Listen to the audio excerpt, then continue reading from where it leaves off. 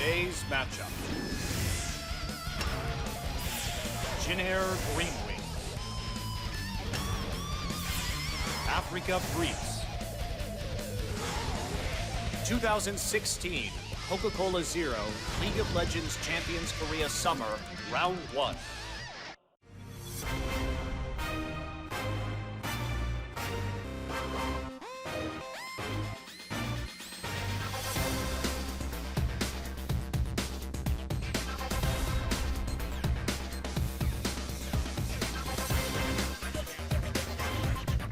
Hello and welcome to another day here at the LCK on OGN. I'm Monte Cristo. Joining me is Papa Smithy. Doa is away in LA this week doing some Hearthstone, so we're holding down the fort, and that means we're back to double color casting. Aren't you excited? I'm pumped, and what match do we have for you? Of course, we've got Jinair Greenwings playing, so just the right time to ditch all the Star Wars references and go in-depth on lane swaps, Monty. Do you like games with no kills? Because I've got the team for you. Oh boy, and we'll have to fill so much space. It'll be good, though. Jinair is an interesting team, and they actually have been playing very well this season. Their only loss so far is to Samsung. They came off of a very clean 2-0 against CJ Entus. I've been enjoying, of course, I would say this, I've been enjoying watching these guys play with their very methodical, very conservative brand of uniquely Jinair League of Legends. But perhaps too conservative, because Samsung's been playing a similar style, but sometimes more assertively. There's definitely room to be SK Telecom when it comes to being assertive, so perhaps we can together uncover some situations where maybe they're making the right move, but being a bit too safe about it. Well, against some of the lower tier teams, they came out actually very decisive in their first series of the season, taking some quick wins. Since then, they've looked more like the Jinair we know, which is longest average game time in the league. They're currently up at over 42 minutes per game, lowest combined kills per minute, which means that nobody's getting kills because combined kills are for both teams. So they only have 0.32 right now. And if you compare that to the first place team in that category, it's 0.66 from the Rocks Tigers. So less than half of the number of kills occur in Jinair games than they do at the top of that leaderboard in Rocks Tigers games. And that's one of the few stats that you'd have to say SK Telecom aren't the top of, because, man, we were looking at some of their stats. What's their average CS difference or average gold lead at 15 at the moment? Nearly 2,500. 2,500 over. In the 2016 patches, too, it's insanity. Yeah, absolutely. Obviously, that statistic was tilted by last night's game where they had a 20,000 gold lead. Not the only thing tilted by yesterday. That's right, 20,000 gold lead in 21 minutes. But let's take a look at our standings. Speaking of SK Telecom T1, they are on top right now. 5-0 in best of threes, and also, they haven't dropped a game yet. So there's that factor, too, to consider. They have been absolutely flawless in their first 5 matches this season. Samsung in second, only taking that loss, though, to SKT. But tonight, Jinair Greenwings, who are sitting right now at 3-1, and Afreeca Freecs, who have been struggling a little bit more. Yeah, really starting to understand the 6-11 meta after yesterday's game. We saw SKT play with and against the Aurelia, with and against the Trinity Force, and show us kind of a demonstration of how to do it on both sides. You look at these two teams, Ixu may be accepted, but Trace and Ixu are kind of interesting top laners. Both of them favored the Poppy, favored the tanks after Trace had his little dalliance with carries at the start of the season. Interesting to see how they adapt to what is very much, once again, a super carry-focused top lane meta. Yeah, I think that's absolutely correct. With a lot of the nerfs that came into some of these tank champions in the top lane, Maokai not getting hit that bad, but Echo got slammed just a little bit. And you combine that with the changes to the Trinity Force, where it emphasizes that cooldown reduction right now. It emphasizes attack speed, and that just does a lot more for these top lane fighters rather than 80 carries, let's say, any longer without the crit chance on the Trinity Force. And just put it exactly, the crit chance was kind of a nothing stat. I mean, sometimes you all in got a Trinity Force proc and a crit, and you felt great, but again, that was a more RNG focused thing. Now the trades can be stronger. Also, Zeal was kind of the dead item. Now you can build Stinger early if you're a WMAX Aurelia and get some value. So more options available to the top laners, but go over the lineups, and first it is the Jin Air Green Wings. Kuzan going to be in the mid lane. No sign of Blanc today, at least in game 1. Well, Kuzan has been playing some great Vladimir. We say that about him. His team fighting has been pretty exceptional on that champion. I was very impressed by what he did in the set versus CJ. And then, of course, everything else pretty standard right here. Not going to be bringing anybody else into the lineup today, so no sign of Sowan, let's say. Carry top lane meta, who knows? Maybe there's space for him. Maybe he's been practicing his Riven off and bringing it back to competitive play. And since that one-off, no sign of Linderong or Songwan, not to be confused with Solwan, who is on Jin Air, but neither of those guys are going to be in today. Otherwise, standard lineup here for the Afreeca Freecs. Lyra and Winged, interestingly enough, two of the most farm-heavy junglers that we've seen so far in this season. Lyra with the highest right now CS differential at 10 minutes from any jungler in the league. So mostly an emphasis on farming rather than ganking for these guys. And I feel like that's a style that may become outdated with some of the changes, Moni, specifically needing to snowball top lane. A jungle like Graves struggles to do that outside of one of those cheese-esque top lane ganks. So maybe Graves going to be pushed out of the meta with just the focus getting your Trinity Force arms race first ahead. And Lucian, in spite of the nerfs, is going to be banned here against Pilot. I actually don't think the nerfs were that bad for Lucian on this patch in particular. Varus is going to be taken out of the pool, which I find a little bit interesting because KT played very well against Afreeca's Varus, and they showed that they didn't really know how to kite with it, so it made it very easy to catch the backline with the Maokai that KT ran. So, bit of a surprise, but the Rise, in spite of the nerfs, will still be banned. You have to say 2 mid lane bans against a mid laner who certainly hasn't been flourishing the same way he did back in summer last year. Felt like Afreeca's Rise was more about the supporting cast to Mickey actually rising and matching his level of play, because when he came on the scene was excellent. Then we saw Ixu, Lyra, and Sangyun all take their turns being a carry, and we see 3 mid lane bans towards Mickey nonetheless. Really surprised about that, Vladimir. I would have thought Jin Air, they've shown that they really prioritize that on first round of the draft, so not taking that early. We'll have to see what their plan is for that first pick. Of course, the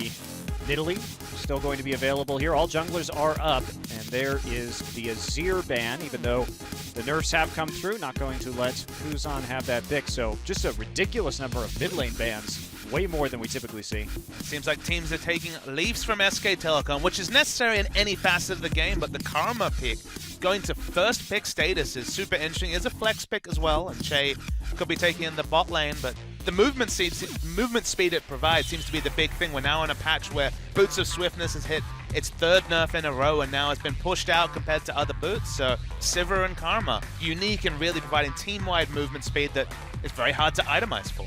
Yeah, Rek'Sai also leaping up the priority as we see a lot of those other junglers nerfed these days, and also just the nerf to the blue trinket cooldown does make that Tremor Sense in the late game much more valuable when you're actually trying to get vision over Elder Dragons or Barons.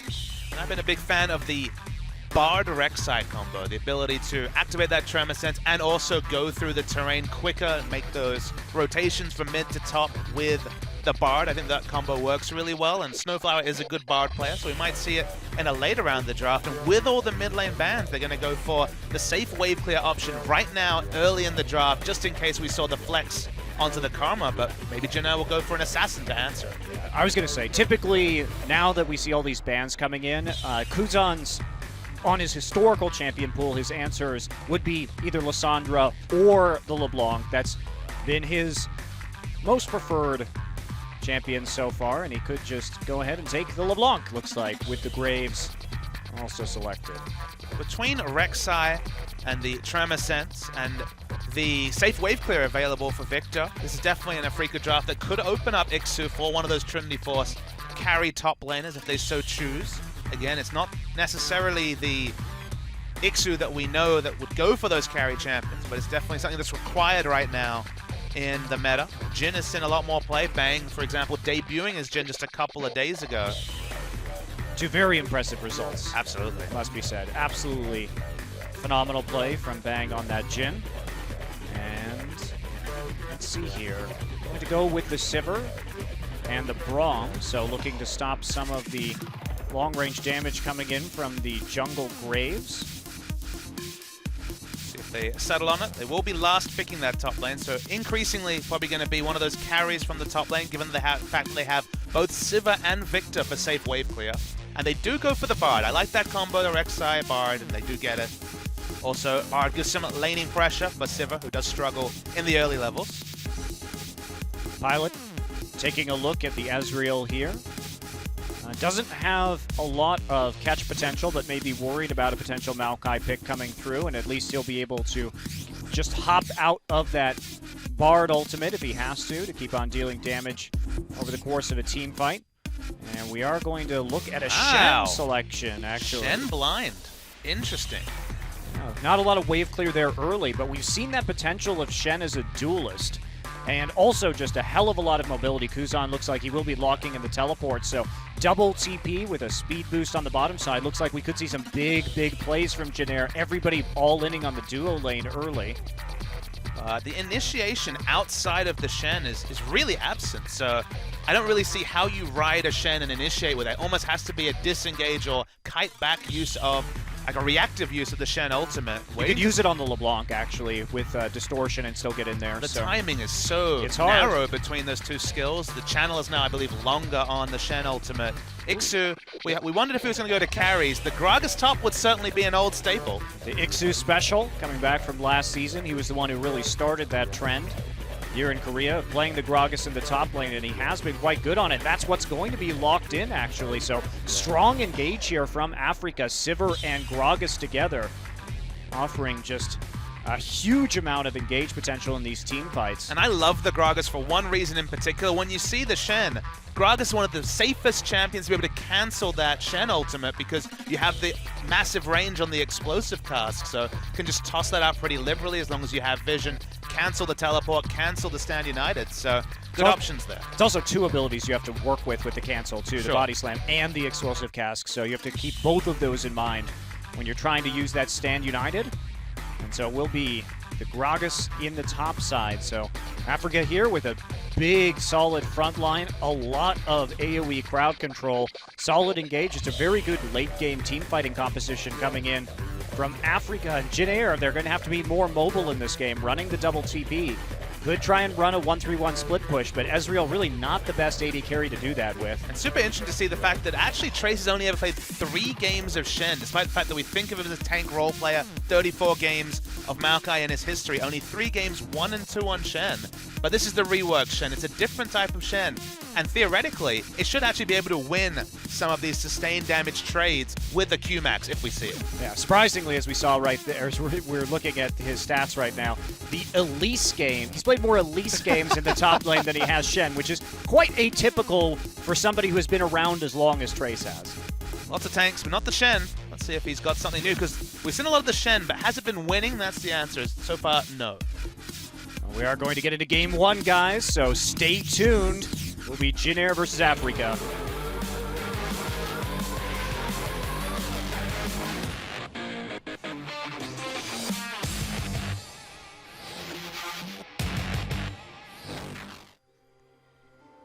Ooh, fiery. Infernal Drake going to be up first here today. Janair Green Wings versus Afreeca Freecs, game number 1. Janair looking to keep themselves towards the top of the table right now. Doing a good job so far this season. Yes, their games have been long, but they have been winning. And isn't that the most important thing after all? No, actually, I like the shorter games, Monty. I like the games where SKT can pick a comp and then actually play to their win conditions. Janair does it too, but they do it just so slowly that... They're very cautious. They just don't take risks. And you know what's interesting, actually?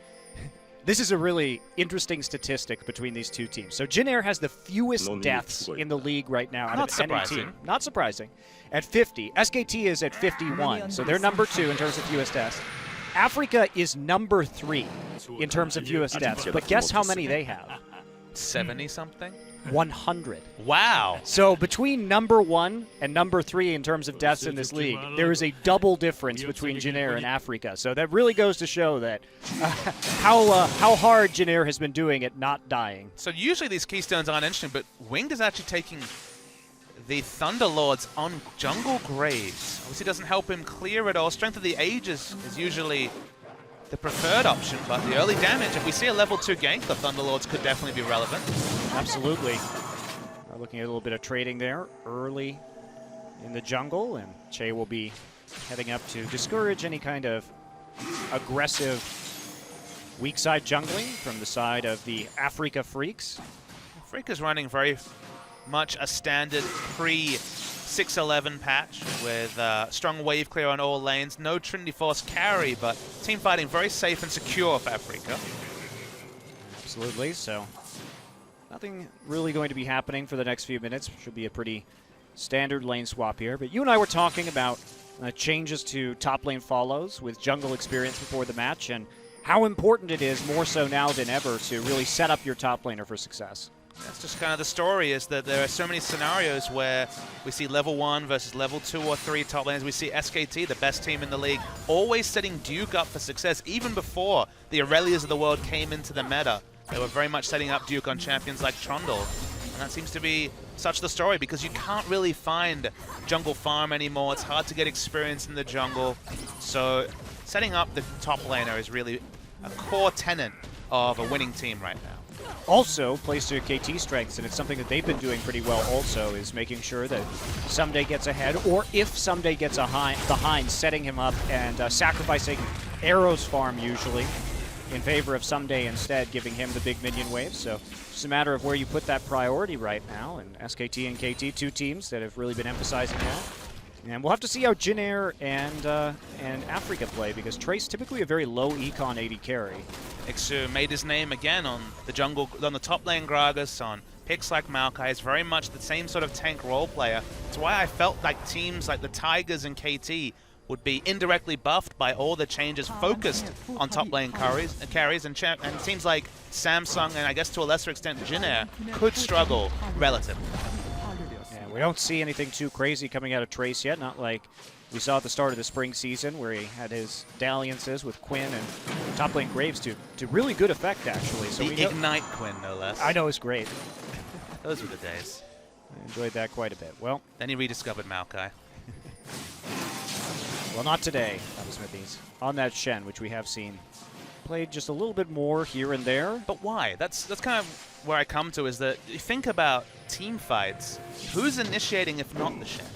All right, so interesting stuff right here, actually. We did see the Sivir Bard go into the bottom lane right after taking that turret, and it looks like we will see them return to that position now in the bottom side. So Jin Air very intentionally setting up the 2v2 and the 1v1 right here. And what we've seen from this Shen is that he's very good at bullying out an enemy top laner. He knows Lyra's there. There was a ward in that brush.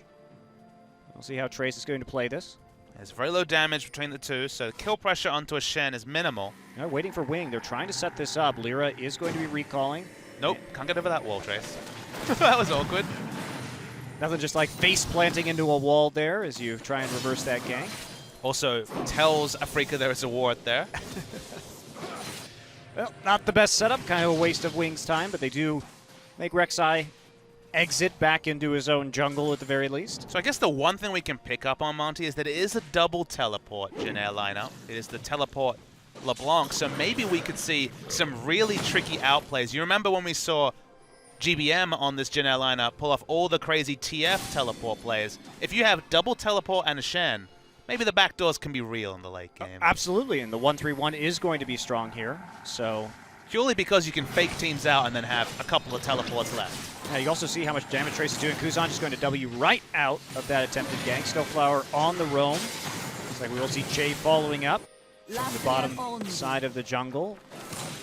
Not really going to do a whole lot, though. A little bit of an awkward gank attempt there by Lyra. Oh, that was weird. That was weird. Didn't actually do any damage either. Strange. Hidden feature. Definitely a hidden feature there. Chaos Storm dropped just to clear the wave. But as we were talking about, Shen has shown that he can actually out 1v1 most of these top laners. Ixu just had to use teleport, actually, because he was knocked down to about 1/3 HP in the top side by Trace. So there is that factor to it.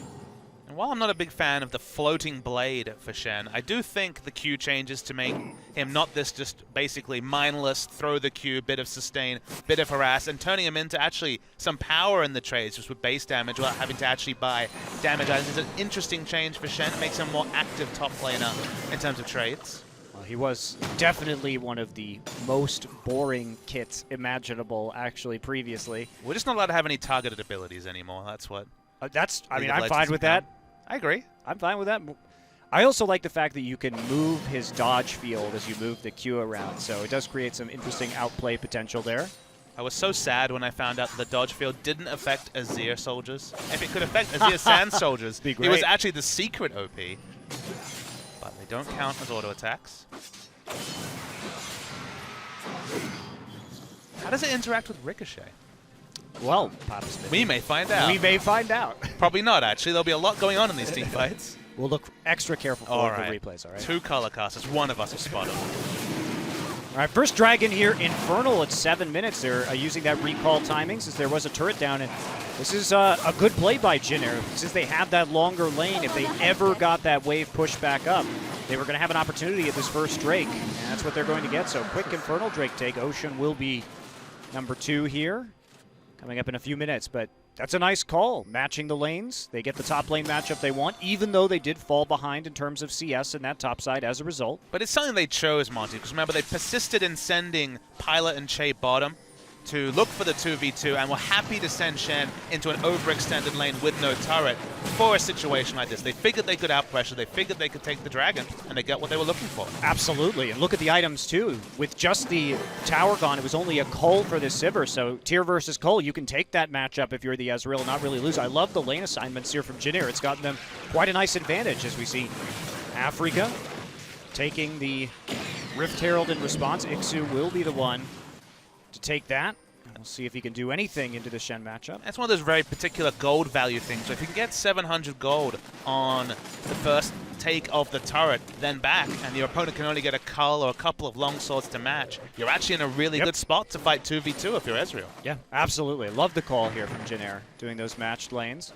Also, they did get the gold advantage onto the Ezreal as an AD carry too, so get to accelerate that build compared to Sivir's just a little bit.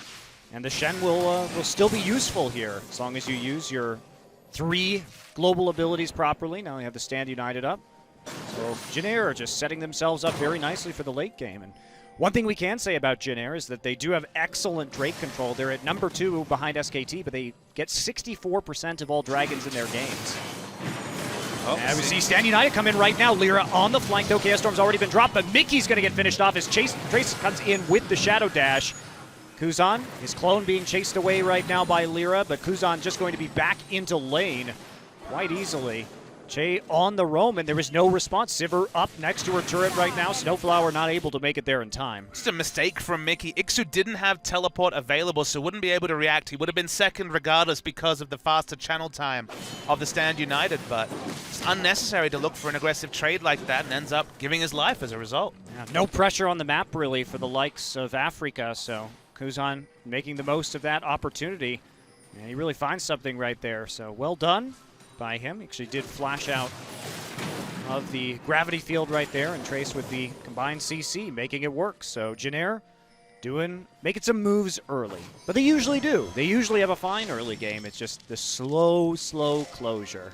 Tutorial victory is how they seem to idolize ending games, because they just don't put the pressure on like some of the better teams. They've drafted the Karma this time, which has definitely been something that SKT has been using to really put the accelerator on in the mid game. So we always look for Jin Air to take that next step. They just slow and steady. That's the game plan. But then there's the Graves and the Ezreal. And that's where the farming comes in, Papa Smithy. That's where you want to just hit that farming as much as you can.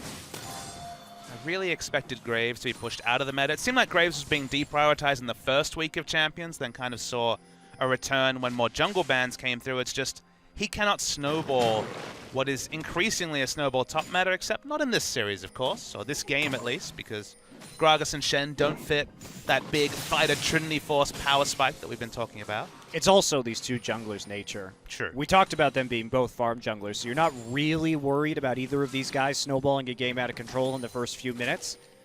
Winged has his games. He's had the odd game here or there, so has Lyra, right? But for the most part, these guys like to take a lot of that farm and then power up into the late game. Late game team fights seem to be lopsided to the side of Afreeca, but it's the double teleport and Shen where things can really go different. If you see just standard 5v5, let's run at each other, you like Afreeca's comp, but that should just never happen with all the tools available to Jin Air. Nope. It's about playing the map. It's about playing the 1-3-1 split push. Playing with your mobility here if you're Jin Air. Wing just going to wait there in the brush. Sees that ward. Hit the brush right behind the red buff. Just poke and wave clear wars in the mid lane. Oh, goody. Oh, goody. Farm, farm, farm. We hope these would be over. We hope there'd be Trinity Force top laners, and then the junglers have to gank, and then the supports come to help 3v2. I don't think this is a likely matchup for that to That's occur, true. Papa Smithy.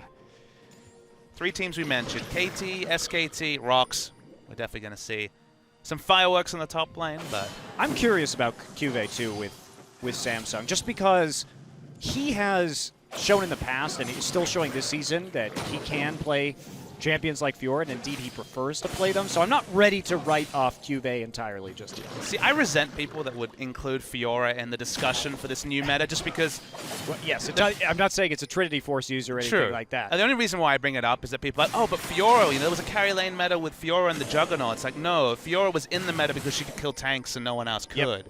Now it's literally an arms race for Trinity Force. It's a very different world.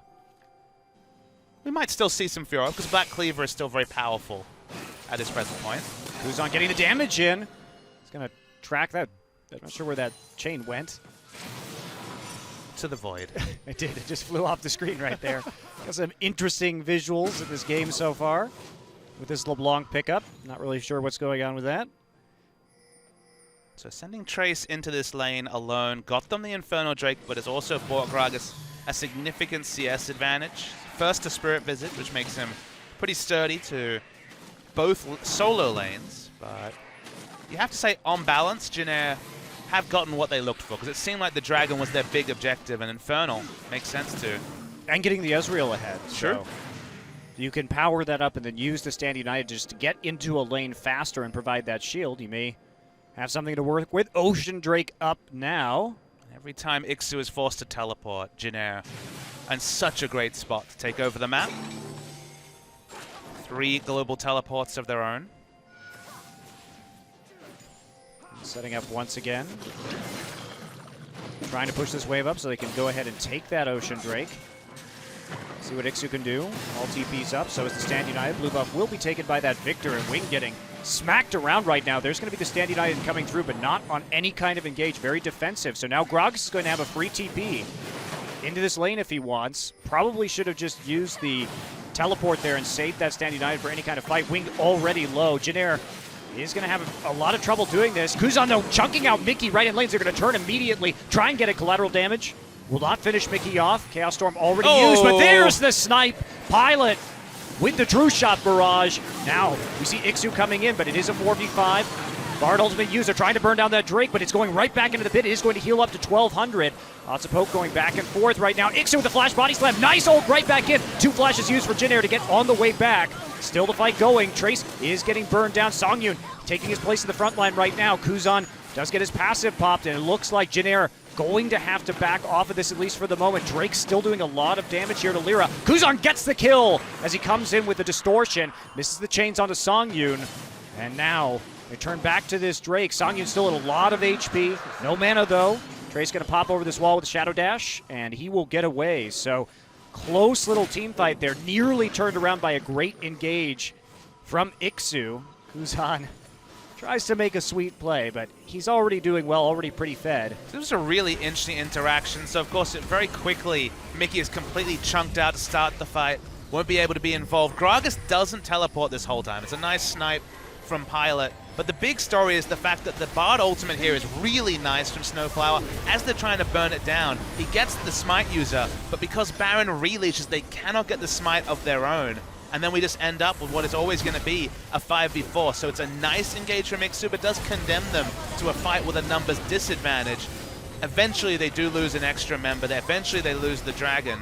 but this was mostly about Mickey falling before the fight started. Afreeca made the most of a bad situation. I think Afreeca could have won that if they didn't have flashes on both the Ezreal and the Karma still up, because the fact that Pilot and Che immediately got the get out of jail free card right there as they were knocked into the enemy team meant they took a lot less damage and didn't fall with their low HP total. So a couple factors there, but Janair come out on top with another Drake to their name and keep Afreeca really, they've been at the bottom. They're the last place team when it comes to dragon control in this league. They only get 36% of the dragons that spawn and already down a couple in this one. But also remember how that fight started. It was a very early stand united from Trace. It ended up not being necessary, but they can make these early moves. If Ixu ever makes an early move and has to cancel the teleport, we already mentioned it, triple globals available to Jin Air Greenwing, so he has to be so careful. It's why he's held on to that cooldown till already one member was dead.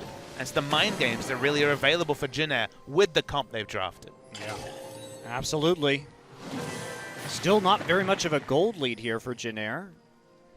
Now fallen behind pretty substantially in CS in that top lane, so it is being bolstered by Ixu's advantage.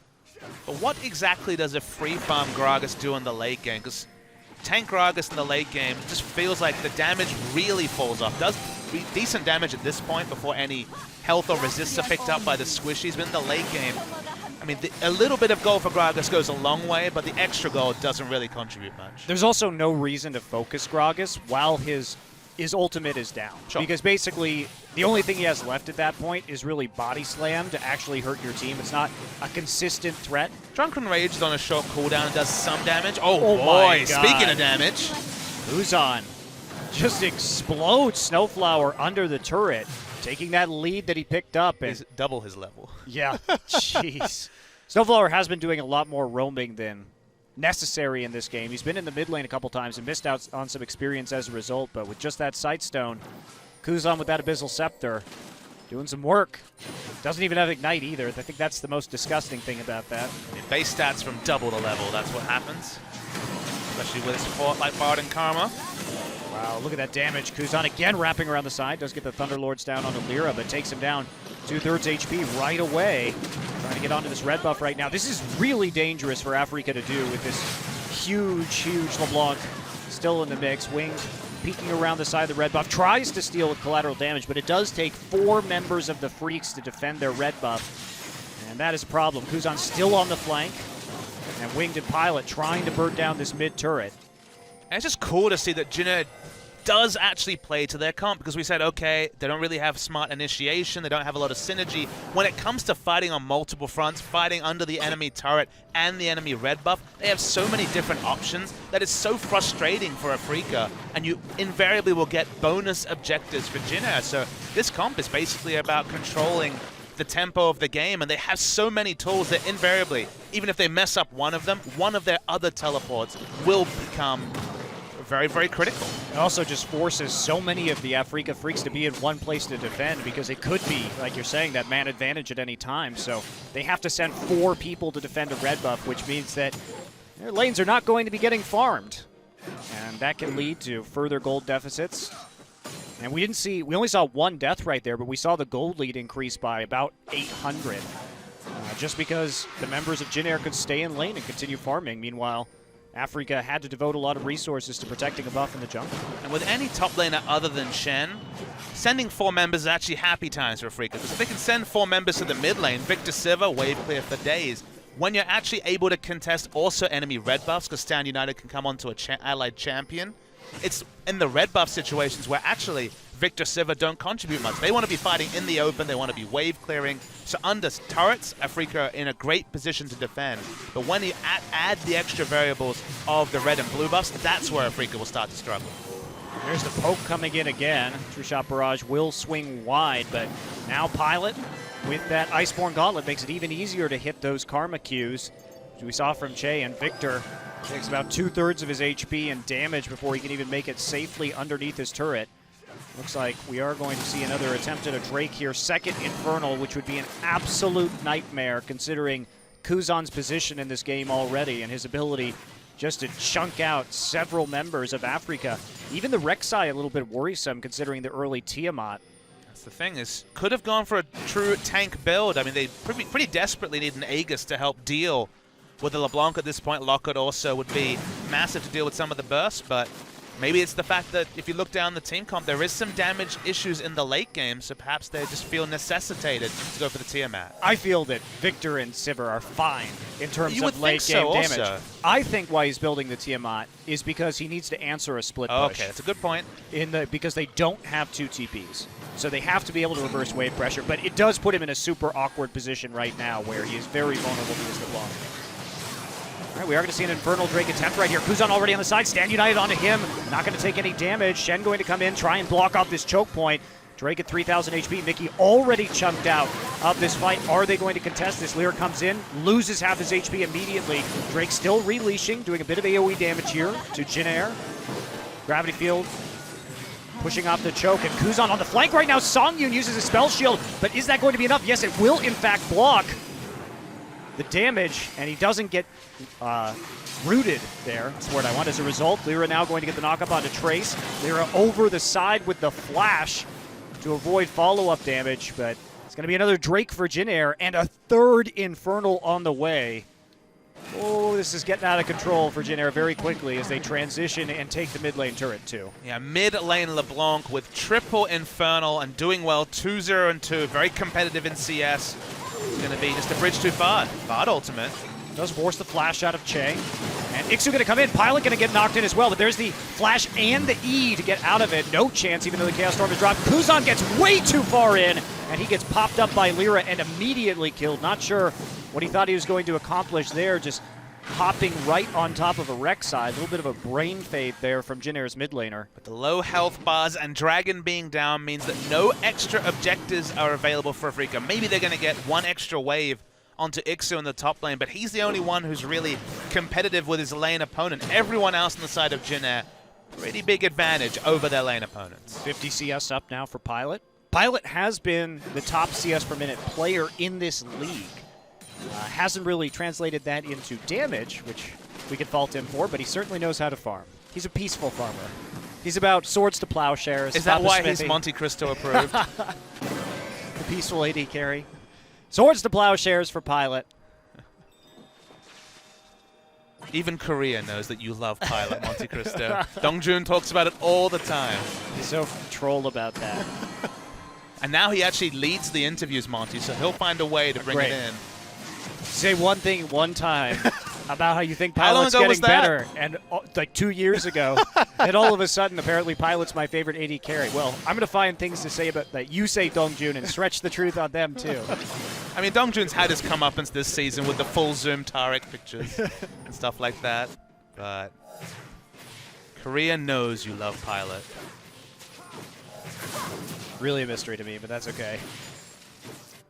Will Pilot ever take the next step? Does he need to? He's always kind of been at this level where he's better than you think he is, but he's not as good as the top 80 carries in the league. I don't know. My issue with Pilot is that, like I said, he doesn't do very much damage in games for the amount of resources that he receives from his team.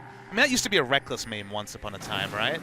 Would you say that he's kind of where the Reckless groupthink was years ago? I think that groupthink is still there and still accurate to a degree now about Reckless. Not as much as it was. Sure. But my problem with Pilot is that he doesn't really know when to get aggressive. And sometimes I wish he would just play passively all the time, because occasionally we've seen even this season him just like absolutely throw games by playing in the front and getting caught out. His positioning can actually really let him down, even on Slippery Champions, on the Ezreal with QSS. So perhaps he's got enough guarantees in his item build to stop that happening on the Ezreal. Yeah, he has been also this game playing around his flash. He hasn't been up front when he doesn't have it, so he's been respecting the Ixu Gragas engage at the very least. It's happened to him twice now, but he got out both times. This team comp from Jin Air is so infuriating to fight against for Afreeca. We already mentioned it, red and blue buff. Something that's actually been exemplified in recent patches. The power level on both those buffs was increased since the MSI patch, so they're more and more becoming flashpoints to fight around, and with Stand United, there's just no free objectives available for Afreeca. Now, Kuzan hasn't even hit that point where that 16% is really mattering for him yet with the Morellonomicon and the Abyssal. He's just gone for Magic Pen, so... If we tapped over to gold, he's sitting on a lot of gold. He's had these items for a long time. I'm just saying it's gonna be really bad in a minute when the needlessly large rod items start coming in on this LeBlanc, because that's when that buff is really going to start stacking up here. Elder Drake, Death Cap, LeBlanc hype. I pity his enemies. Looks like Aegis will be picked up soon by Snowflower, though, so they are adapting. Worth noting, the Bard is not the sturdiest of supports, so even with an Aegis, may not actually live long enough to get much value out of it. Poke still coming in. Wing has been doing a great job of playing with Pilot this game. And playing around. TP is going to come in from behind. Ixu dashes in, and there's a miss actually on the ultimate, so Ixu not going to get the engage he was looking for. True Shot Barrage coming in right now. Mickey had to burn his Chaos Storm, looks like, in the choke against Kuzan. Kuzan will just distort away from danger. Jin still looking at the turret pressure, though. Ixu just with a total whiff on that engage. Couldn't find it. Now they're going to get the turret. They're going to follow it up, though. Looks like they will. Flash and the taunt straight in. Trying to clean it up now. Ixu, the next target. Iceborne Gauntlet down onto him. Does have to flash out of it. Gets rooted. But here comes Lyra on the backside. He finds Pilot. Pilot with the QSS on the knockup, and he still looks like he's going to get away. Songyun flashes forward. No mana, though. And nice Prey Seeker there from Lyra to pick up the kill on the Pilot. Trace still in the mix, though. He's still fighting in the dodge field right now. Does get knocked up, though. And Songyun takes another kill. So Afreeca get out relatively unscathed, but they lose the turret. And there's just nothing for them to take in this top side of the map unless they want to go for what would probably be a pretty greedy Baron. And Winged also being a bit greedy, clearing camp. So the big story here was that Gragas only was able to force one flash. That was the Graves flash out. Then we see the fight ensue. And finally you get the 5v5 fight that Afreeca's been desperate for. Jin have been so smart at playing around looking for a true 5v5. And although this one ends up pretty all over the place, there was the kill sniped away by the Rek'Sai right at the end. They get a couple of kills, but as you mentioned, no more objectives out of it. That is not the sort of situation Jin needs to actually commit to, and they get punished as a result. Yeah, no attempt at a Baron here from Afreeca. Trace was respawning with his TP up, so in about 30 seconds only to take that objective. Both teleports available for Jin, so the headaches don't stop here for Afreeca. It was a very good Rek'Sai ultimate from Lyra in that last fight to make sure that he got in and made the most out of the damage there on his Titanic Hydra. So we are going to see another Drake up right now. So this is the point in the game where Ixu's still doing damage. It is unkillable. So this is exactly when Afreeca want to fight. Denying this Infernal Drake would be massive for Afreeca. Absolutely. So Afreeca looking for it. TP going to come in from Trace. Does have that Stand Unite still available. Dragon down to 200 HP. It's going to be taken. Lyra will snipe that one away. Good Bard ultimate to stop Trace from engaging that fight. Did get him into that stasis before they could actually contest there with their frontline tank. Well, the Dragon, of course, will be the next one available. So Afreeca at least getting some of that power back and an Infernal Drake for themselves. And looks like Jin just going to disengage and see if they get anything done here in the mid lane, but it's going to be tough. Second time we've seen Snowflower play the Bard this season. Second time I've been really impressed. It was exactly the Bard ultimate necessary. Shen is the only champion with true engage on the side of Jin. Once he's in stasis, they burned it down. Communication was good. If they're able to pick up the Elder Drake, they'll actually be pretty close in terms of matching the stats, because they would have 12% extra AD and AP in that scenario to the 16% that Jin has already secured. Yeah, and that superior 5v5 for sure. So they are doing a good job of surviving. Lead only about 2.5K right now for Jin. And they're not actually setting up a 1-3-1. Kuzan's had this TP, but really hasn't done much with it. You're right. They haven't been going for the lose-lose scenario for Afreeca, where they can't answer all the threats on the map. When Void Staff is completed, maybe then you can send Kuzan to the Ixu lane. At this point, Ixu's the only person who can really match the LeBlanc in a side lane, just because Lyra, one of the people who needs to be sent, has to match Shen. It'd be interesting to see what would happen if they sent Kuzan to Lyra's lane at this point, because you have to think, oh my god, Winged! Him. Just one-shot Snowflower right there. Thunderlord's hype? Thunderlord's proc and the Skirmisher's Saber. Wow. To be fair, Winged has a Yomu's Ghostblade from the jungle. Yeah, well, it worked pretty good. Warrior enchant, and he's got some of the armor pen too, so. 20 flat armor pen and the Last Whisper. Oh, 30 flat armor pen with the Warrior. Wow, we didn't even notice that, and well, damned if it's not effective. It certainly was. I've never seen a Graves do that to a Bard before. Bard was only 4 levels lower than him, too, so... Well, we hardly ever see Graves take Skirmish's Saber, let alone not go for something like a Phantom Dancer over more Malmortius. Youmu's Ghostblade, as aggressive a choice can be made, but vindicated with this play. Well, not only that, I actually love this build if your intention is never to teamfight. Because when we think about teamfighting Graves, it's all about getting items that increases survivability in conjunction with the armor and magic resist that he gets off the quick draw. But in this case, when you just go for pure armor pen and damage, when you're looking for those picks with the LeBlanc, it makes the LeBlanc Graves burst basically one-shot anybody on the side of Afreeca. Yeah, face-checking LeBlanc after the start was always going to be something that Afreeca were going to avoid doing. You just don't think about Graves in that way as his playstyle from the jungle has evolved, but this is the one exception of a game where you're right, he's not much of a frontline fighter, but face-check him in a brush and he's going to burst the hell out of you. Well, you already know you're going to lose the 5v5s like Jin Air would be anyway. You might as well do something more specialized and try and play to that win condition instead, and that's what they're getting. So very interesting stuff here. Great strategy and play from Jin Air. I really like what we're seeing them do in this game. I do wish it had not been an Ezreal in this particular composition, but it's okay. I would have liked something with a little bit better wave clear, whether that was just a Runan's Hurricane. 80 would have been fine.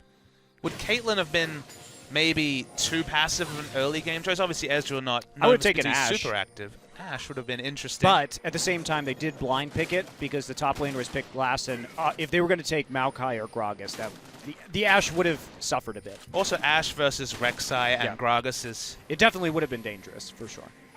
And Ezreal, the safer pick, but also as a result, you do have a little bit less wave clear. Can't have everything in a team comp, it turns out. Certainly not, but he's doing all right for now, and he is starting to pick up some of that life steal, so a little bit more sustained in these team fights. He certainly went for a lot of survivability with the early QSS this game.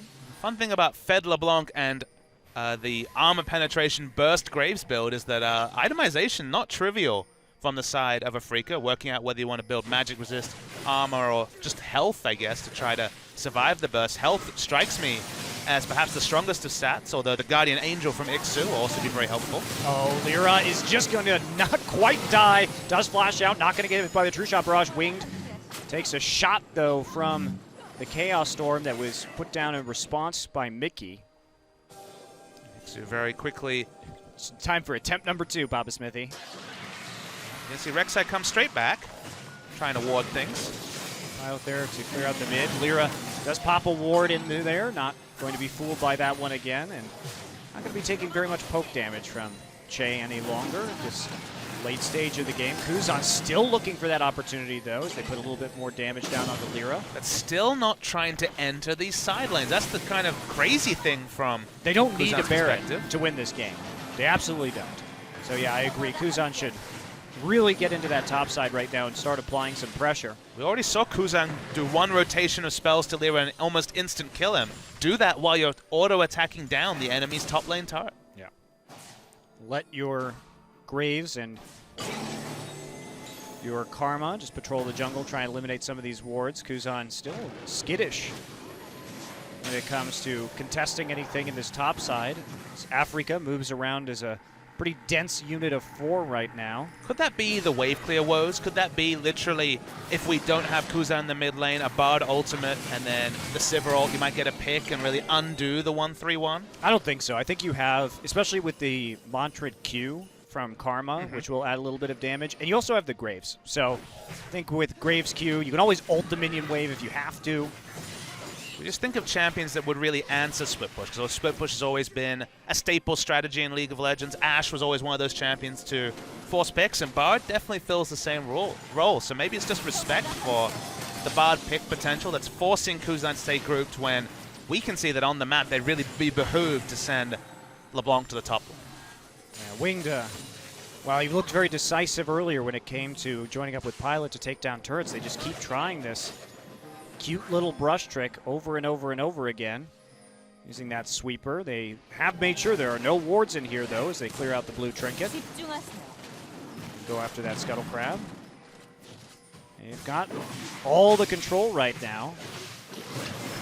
This is where your faculties are really tested as Jin Air. We've been impressed with the build so far. They've played towards it. It's just this build does one thing and one thing only, and that's look to force picks and look to set up a scenario where they can take Baron with this pure map pressure, because the 5v5 team fight phase wasn't behooved by the draft and certainly not by the item choices. So Jin Air need to make that aggressive choice, but for now, so far, not doing it. And they can't really face tank this either, considering that it's just like a pure armor pen build here from Winged. They need Shen to tank it and also split push and perhaps initiate two if possible. Come on, Trace, get it together. He had one job, all the jobs. Well, now they're finally punished by losing that turret, but Shen is going to town. They are going to get some poke damage down onto Lyra right there with Kuzan. And Trace is trying to trade this tier 1 in the mid lane for a tier 2. He could actually just come in here with the ultimate. There is teleport up for Ixu, though, dangerous. And there comes Trace. It's like they bought enough time on the tanking with the They Karma need to bottle shield. this, they do. Okay, they do bottle it. They're going to buy a couple seconds. Lyra zooms in. 1,300 is going to be taken, though, by Jin Air. Winged will smite that one down. They kill Lyra nearly immediately as Afreeca files one by one into the pit. Kuzan comes in, is immediately exhausted. He will be burned down in that choke. Not quite enough damage.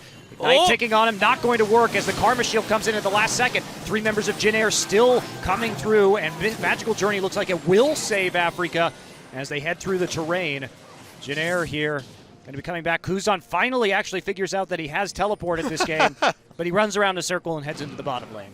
The overwhelming map pressure finally pays off for Jin Air. They've tried to engineer this free Baron for a long time. It ended up being very much a contested Baron. The smite was true, though, from when they pick up that buff. They have good wave pressure still, 15 seconds and 25 seconds for Rek'Sai and Sivir respectively. And this is where the base starts to tumble down for Afreeca.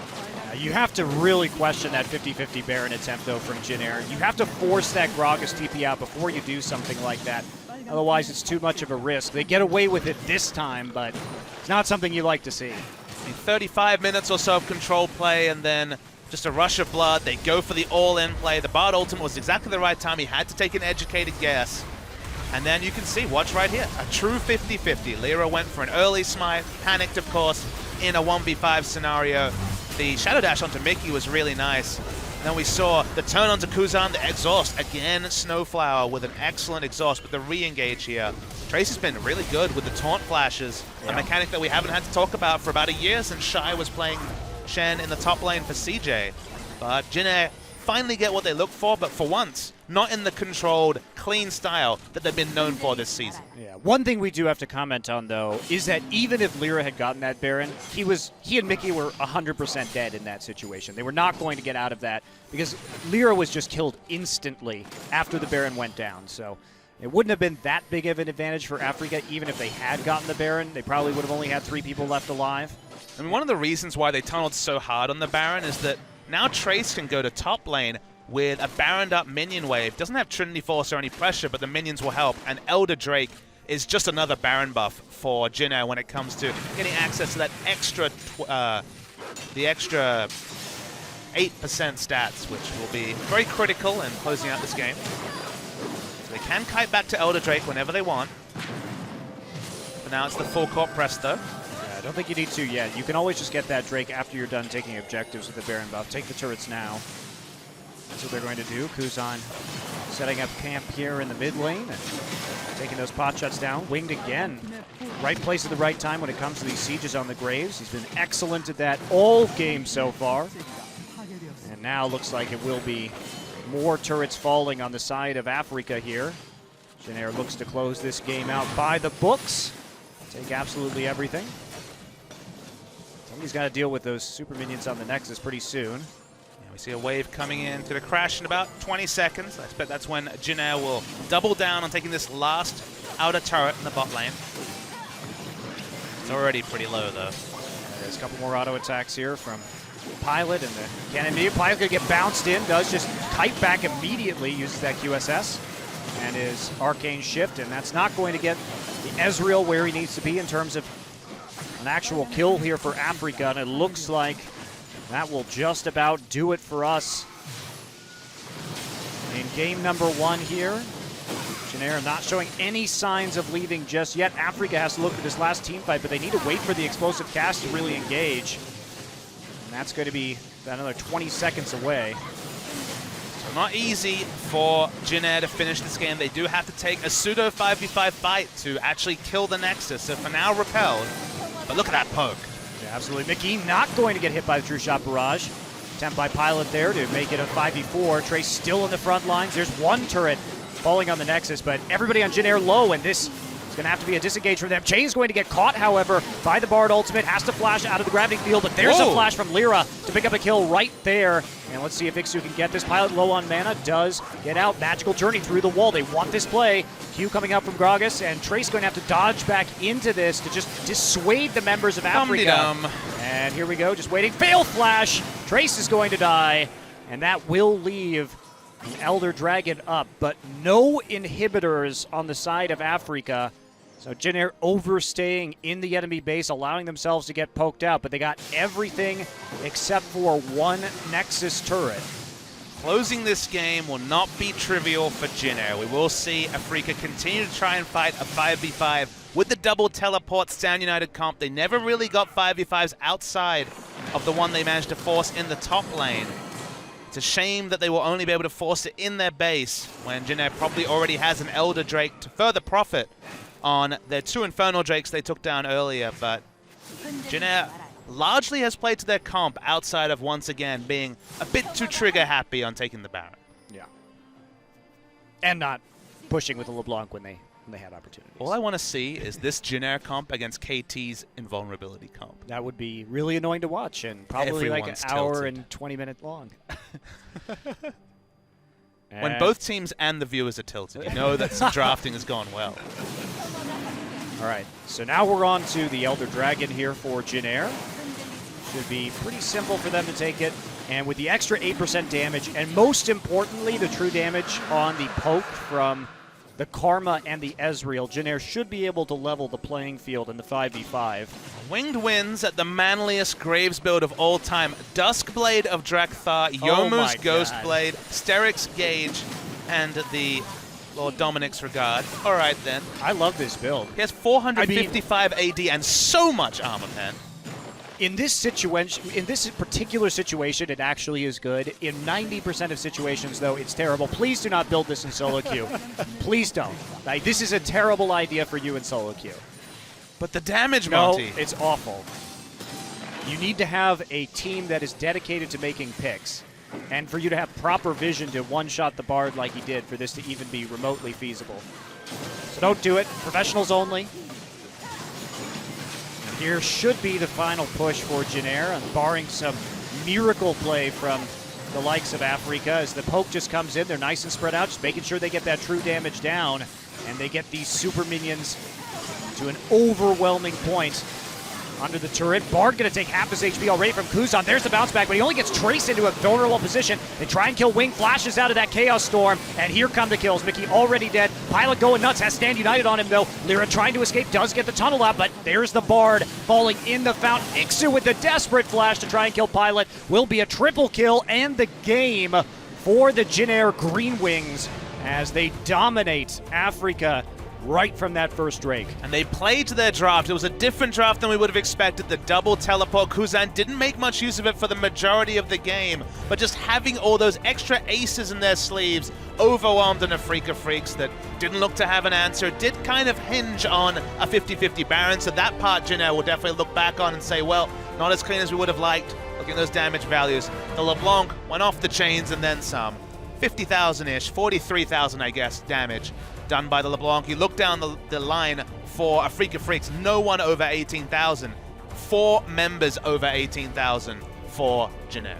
Yeah, well, the Infernal Drake does help pad those stats, Papa Smithy, but also credit to Kuzan for this game. Remember, he was not the starting mid laner when this season began. It was Blanc, and eventually we saw Kuzan come back. Was a bit confusing because if you looked at Jin Air last season, you wouldn't have said Kuzan is the problem. In fact, he was probably one of the better mid laners in the league, so bit of a mystery, but now he's back. We've seen his Vladimir, excellent LeBlanc game. Loved the build in this circumstance from Winged on that Graves. Really fun to see. Such a manly Graves. Once you get Duskblade on Jungle Graves, you know the game's going to be pretty good, but I like the fact that Jin Air gave reward for effort. We saw Blanc right up there in solo queue for so long, first Yeah. or second place, got his reward, played pretty well, but now they've put back Kuzan, and it looks like they really are helping with his experience, because remember, this guy has played competitive on 2 top-level teams, played for KT Rolster for a bit of summer last season, and I think he adds just a little bit more in the mid lane. Yeah, it's definitely exciting to see him back, and I really enjoyed not only seeing his assassin play on LeBlanc this game, but his Vladimir teamfighting has been really good as well. Really good, especially against CJ. So fun to see. So 1-0 to Jin Air will be the score right now. We are going to take a little break before we head into Game 2 in just a few minutes. So exciting stuff. Afreeca, they've got a lot to think about after Jin Air played a pick comp and did it relatively successfully. So we'll see you guys in just a few minutes. Stick with us here on OGN for more Jin Air versus Afreeca.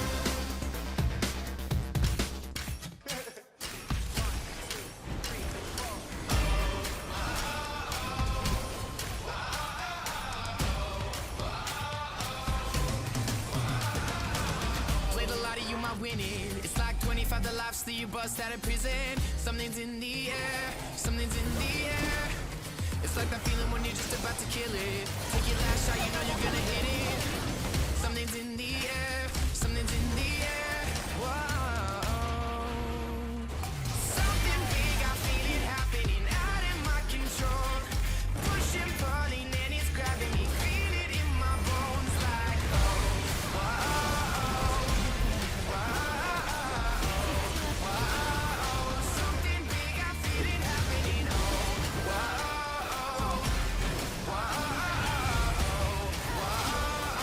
Something big. It's like that feeling when you're about to win the medal. And you work so hard that you know you wouldn't settle. Hands are in the air, hands are in the air. When they hear you when you thought they wouldn't listen. It's like an anthem that the whole world's singing. Hands are in the air, hands are in the air. Whoa. Something big.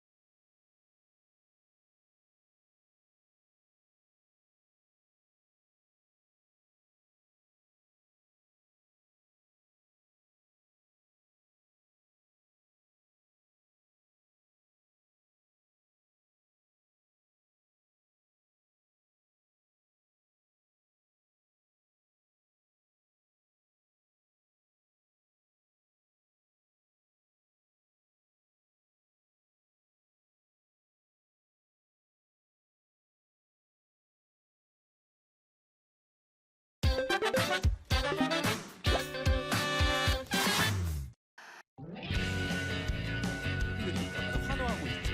ESC 에버입니다. MVP 이 정경기보다는 좀 더 강한. 동선 와! 비욘드 템트 와! 비욘드가 그리고 블레스까지 진짜 잘하네요. 크레이지는 맞습니다. 이거 지금 약간 와! 이거를 또 패스를 또 했어요. 자 그리고 밀고 비욘드 진짜 잘해요. 네. 썸머 시즌에 첫 승을 올리게 돼서 되게 기분 좋고요. 아 착하적이야. 아 진짜 뭐야 어려운가 봐. 그니까 가식적이야. 서로 팀원끼리 그 정보 교류가 많아서 이제 챔피언에 대한 이해도도 넓어지고 해서 그런 것 같아요. 아 그게 또 예. 착한 컨셉으로 밀고 가네. 그니까 너 그냥 우리 숙소에 와딩캠 있었으면 쟤 그냥 끝났는데. 그냥 끝났어. 왜 우리한테는 저렇게 상냥하게 말 안 해줘? 야 원래 안 이래요. 컨셉이에요 진짜. 아 컨셉.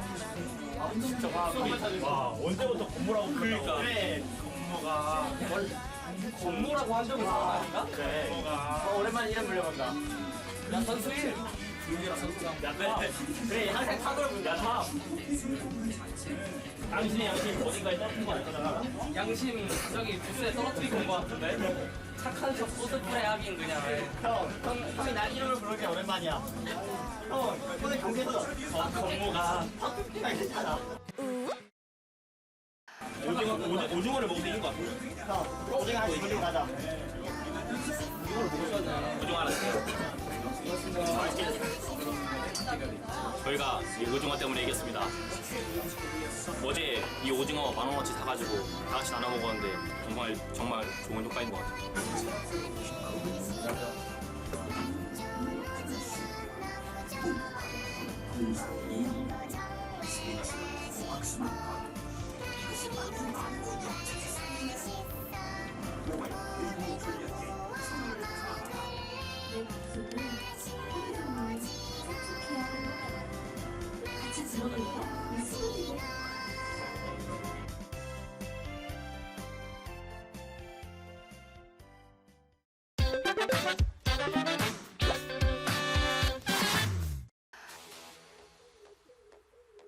아니, 최대한 줄이려고.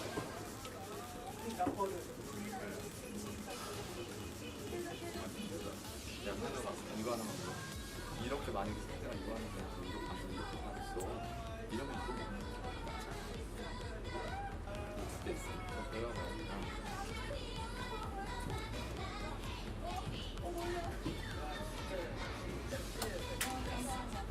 SK텔레콤 T1입니다. 네, SKT.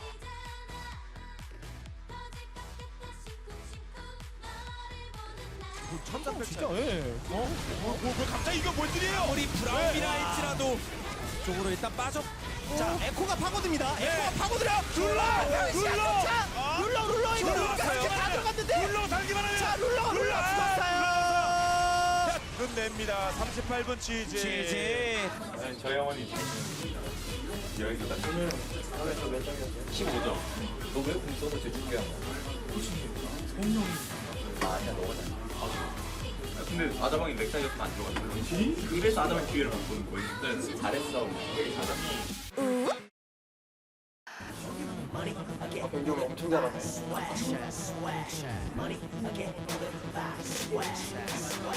아직도 꿀리지 않아. Yes, I'm a pretty boy. 난 날아다녀 so fly. 날라리 boy. Boy, why smoking toy? 난 봐봐 오빠 나 봐 bad boy. I'm a G to the D. Golden Thomas boy. 누가 아니래. You know I'm busy. 오늘의 DJ 나는 철이 너는 미. Why so serious? Peace.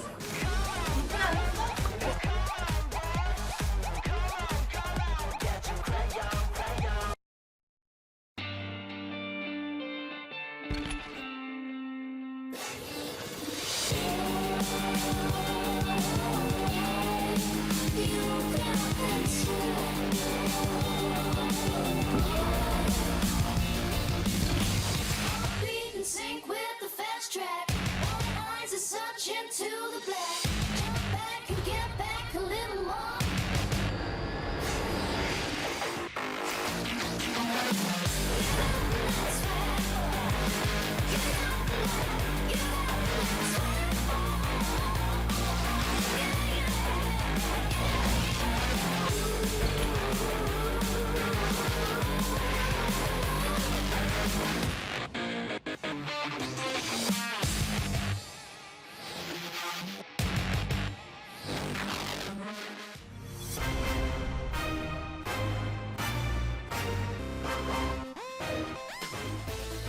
Welcome back to LCK here on OGN, and it will be Winged taking that MVP for his second 100 MVP points, second MVP award, and he had some interesting Duskblade of Drakthar Graves play in this game. That is the first time I have seen that, Bob Smithy, but it was fun to watch. A reward for manliness. The moment that he went Youmuu's Ghostblade, first item after Warrior Enchant, you knew this guy wasn't looking to team fight. He wanted to be a pseudo AD LeBlanc and explode people, and it actually worked out really well. Jin Air mostly executed on what was a very execution-heavy comp. I say that because team fighting in any semblance of an even game would have been almost impossible for them, but they still made it work. You have to say, though, the Baron control was a bit questionable on their side. I do think that they would have gotten 2 members of Afreeca, even if they had lost that Baron, so it wasn't the worst call in the world, but yes, it could have definitely been better, and my god, that damage coming out of Winged. This was the questionable Baron, but Lear is dead no matter whether they get that Baron or not. Sure, but they don't need to do this. They don't need to have a scenario where... They can draw out that TP and then do it later. Absolutely. They didn't need Baron to win. They didn't need to go for Baron when the teleport was available, so you can't justify in hindsight what was a poor decision from Jin Air. It wasn't the worst decision, is my point. What would you give it out of 10? 4. I mean, Jin Air are all about either not making a decision or going for an 8 out of 10, so... Yeah. Absolutely. But they have very high standards. And by the way, the warding cam video, sorry about the lack of translation, I did catch a little bit of it. So MVP was giving SK Telecom dried squid, and then there was some sort of wacky song in the background saying squid is delicious. So that's what I got for you guys. Sorry, my Korean isn't great. But... Is that going to be our second League of Legends Champions Korea storyline after the phone call last week? Squid is delicious. And the phone call. And you give it to Faker, I guess, before his games if you're MVP. Although we can talk about MVP and Beyond, who did have that very good performance. I mean, the Gragas was outstanding in the second game. We saw a bit of that at the start of the series. Beyond, 3 MVPs out of 3 wins. So this guy was really good in Challenger. He was thought to be on a different level, even to someone like Bless, who's impressed also from the side of ESC Ever. And will he still be impressing on this team? MVP's trajectory this season is going to be super interesting after what was a gut-wrenching defeat for them. Yeah, I knew that out of that team, out of MVP, if they didn't make it into champions, let's say, if they failed their promotion, I knew that Max and Beyond were going to the West like 100% because those were clearly the best players on that team.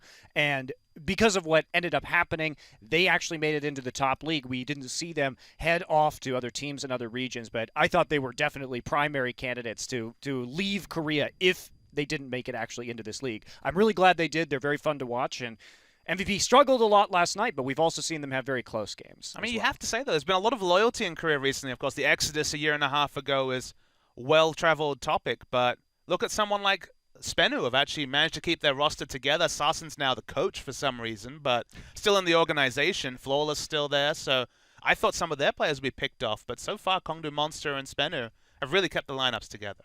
Absolutely. We'll see how they do in Challenger, but enough about that. Game 2 coming up between Jin Air and Afreeca. We are going to get into picks and bans shortly. A lot of mid lane bans in the first game of the night. Didn't really do a whole lot. Kuzan took out the tried and true LeBlanc, one of his staple selections, and did a lot of work on it.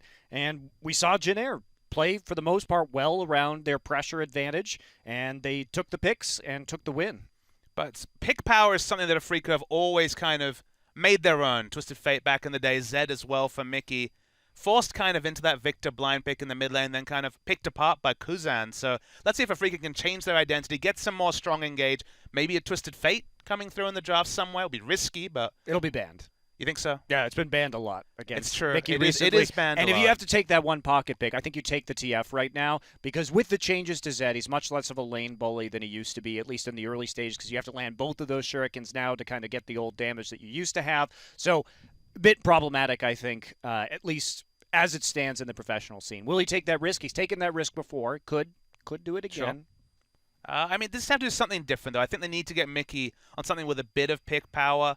Rek'Sai from the jungle, Bard, wasn't enough for them in that situation. But again, it was more about the teleport arms race than necessarily the draft from Afreeca. So they just want to approach the game differently. Because it just felt like after a certain point, after Jin Air kind of got into a fairly secure point with a couple of Infernal Drakes, they were kind of bled out of the game. There wasn't many good decisions for Afreeca to make. They were playing very reactive, and Jin Air was completely setting the tempo in Game 1. Yeah, they were. Well, all the players are in the lobby, guys. Remember, this is a piggyback broadcast, so we don't really have any control or knowledge about when this game is actually going to start. It doesn't seem like any of the players are having issues. We do not have any of the substitutes coming in this game. No sign of Blanc or anybody else. So that's all. That's what I got for you. Yep. We're just sitting here waiting together with you. That's right. All the color casters waiting with you guys. Well, We'll get there eventually. We will get there eventually. Hopefully we get to see some more of these carry top laners. Again, we said unlikely with these teams, but Ixu maybe. Ixu made some pretty bold claims about being the best top That's laner in true. the league at the beginning of the season. So now's the time to show it, Ixu. If you really can be the best top laner, man up and carry. You know what I want to know, Monty? What's the game winning amount of wins in a row in Champions history? Because SKT are at 10. Well, SKT did complete the 15-0 season. Okay. So And there hasn't been a longer streak than that during the league format? I would have to check. The only other Probably time where not. that could have Summer? happened was Summer last year, Hmm. where SKT went 17-1 in match series. They only dropped that one best-of-3 to Samsung. They did lose a couple of games. They here did and lose there. games here and there, so I don't know whether the 10-0. I would have to go back and check that. But So that when is we get to certainly- 15, that's when we get 15, excited. 15 is when we start actually getting excited. So in like a week or two, I guess, at this point. We play a lot of matches these days. It's true. It just depends on whether any team can actually take those, even a game off of SKT. Let's sliding scales. Can any team take an inner turret from SKT? Yeah, that's a question. I mean, we were talking about this. It's hard to talk about SKT this season because they're just so damn good. Well, you know how in the some of the LCS regions they just ignore Korea as a region, just focus on their own league. Maybe we just focus on the 9 teams that aren't SKT. Okay. So we'll just talk about this is the up and this is the dominant team, not including SKT. Like maybe that's the way we have to do it. Do you have a better way to ignore the fact that this team over here? They're just too damn good. It's so good. All right. Well, looks like we are slowly getting people into this game. It does look like Che has left, so I'm not sure if he has an issue right now. Oh, he's back. Yay. Came back into the game. Your play-by-play cast in the lobby. That's not actually I a know. role, Monte Cristo. It is now. No, it's not. I can tell you the order that people enter the lobby if you What want. order did they enter? I need to know. This is actually pertinent information. I actually don't even have all the information right now because it's been too many. But we have had a couple people come in and leave now, so maybe a problem with starting this game. We might have to remake this lobby in the end. This is the part where we talk about Star Wars, isn't it? No, I don't really want to. What would you like to talk about then? Game of Thrones? We probably shouldn't spoil that. Yeah, I won't spoil that. I Well, will it say wasn't that a I good wasn't very episode. happy with the latest episode, though. The next one's episode 9, and for any Game of Thrones viewers out there, check over episode 9 in previous seasons. Those are usually the big ones, so hopefully. I just get mad when you build up an entire character's plot line for like 2 seasons, and then you just do nothing with it. Just absolutely nothing. Nothing happens in the end, and you wonder why you spent all this time watching this garbage. That's how I felt about Dade's career when he played so well for a long time, then went on this big vacation in China, then didn't play. It was like, is this the world He's we're in? back now, though. But do you remember that season when Dade and Yes. Kakao just were like chilling on the sidelines or playing an LSPL, and you're just like, how does it come to this? Well, at least they made some money. Yeah. Which is, something. Oh, man. I'm still mad about that last Game of Thrones episode. I don't know. I felt more apathetic than mad. I was like, I was blue-balled pretty hard by that episode. honestly. the Hound had some good parts. That's true. That was worth That was it. great. That was great. Spoilers, I guess. Don't worry, it's not going to be on the VOD. We're okay. All right, well, now we are into the draft. Maybe. As somebody decides to ban, Afreeca will take out the Shen this game. The extra headaches from the Shen, I think, really did contribute. It felt almost like Jin were fielding a Shaco or a Twisted Fate when it came to actually being able to contest the enemy's buffs. Always going to be able to contest turrets, but the line wave clear counted so little when they were fighting in the jungle or the threat of fighting around red and blue buff. The recently buffed red and blue buff. So, less headaches now with the Shen. And that might be the first Shen victory we've seen since the rework. Yeah, it's been definitely an underwhelming champion. KT did lose with it. CJ lost with it. KT didn't lose because of the Shen, though. Someday just got super starved in that game. So Nidalee will be the next ban. Not something we saw in our last match, did fall all the way through the draft, but has been a principal pick for Wing. Vladimir once again banned by Jenner, afraid that Afreeca might first pick that for Mickey, so not actually that much changing. Of course, Afreeca did ban the Lucian and the Azir in game number 1, and no sign of a TF ban just yet. The priority for Azir, if it does come through the draft, will be interesting to track. The nerfs were pretty severe, specifically to, I think, the W. I mean, obviously the R and the duration of that is going to be noticeable in team fights, but the fact that Azir, who doesn't take teleports, can't punish you in lane by just dropping a soldier and auto-attacking away at your turret actually is a very big nerf to his playstyle and competitive. Kindred's the last ban. Feels like Afreeca are trying to open up the mid lane pool, and now with only Rise and Vladimir banned from mid lane, there's actually a lot more options available, and that's a first pick Karma, so that's the world we live in on 6-11 apparently. I guess so. Both teams on blue side with the first pick Karma. SKT as well. Yep. Yesterday. Jungle pool has been squeezed pretty substantially here. Of course, Elise, Graves, still available picks, taking away the Rek'Sai though, and Winged, they just pop on over for the Elise and apply some early pressure. The Azir nerfs, of course, the ultimate nerf too. The duration on his ultimate at max rank has been more than halved, 7 to 3 seconds, but apparently teams still think that it's a valuable pickup. I agree with you, Papa Smithy. Without that teleport, he's a lot less punishing against mid laners that do TP away from him. Because you kind of have to sit back when you see such heavy-handed nerfs and the fact that, okay, now if he stays in lane, he's going to be punished. He doesn't take teleport. And you have to wonder, what is it that he does provide that forces teams to really opt into it? The laning phase is very safe, can build attack speed and then take over a lane. I think the passive is actually very relevant also because it sets up those scenarios where you're actually able to look for a siege in mid lane after you've lost your own turret. But we don't see Azir locked in, and it's going to be Nami also heavily jump up in priority. We've seen this a little bit, but it is surprising to see a draft where Karma and Nami are first rotations. I don't know if I agree with that. We did see Trace popping between the Braum and the Nami right there, because what they're worried about now, so if they take Braum, they'll be able to stop some of the poke coming in from the Karma. But if they take Nami and leave the Braum up, of course, we can just see the mid lane Karma and then see the Braum taken to block the tidal wave. So it's tough to take that Nami this early in the draft with the Braum still available and when you don't know exactly where that Karma is going.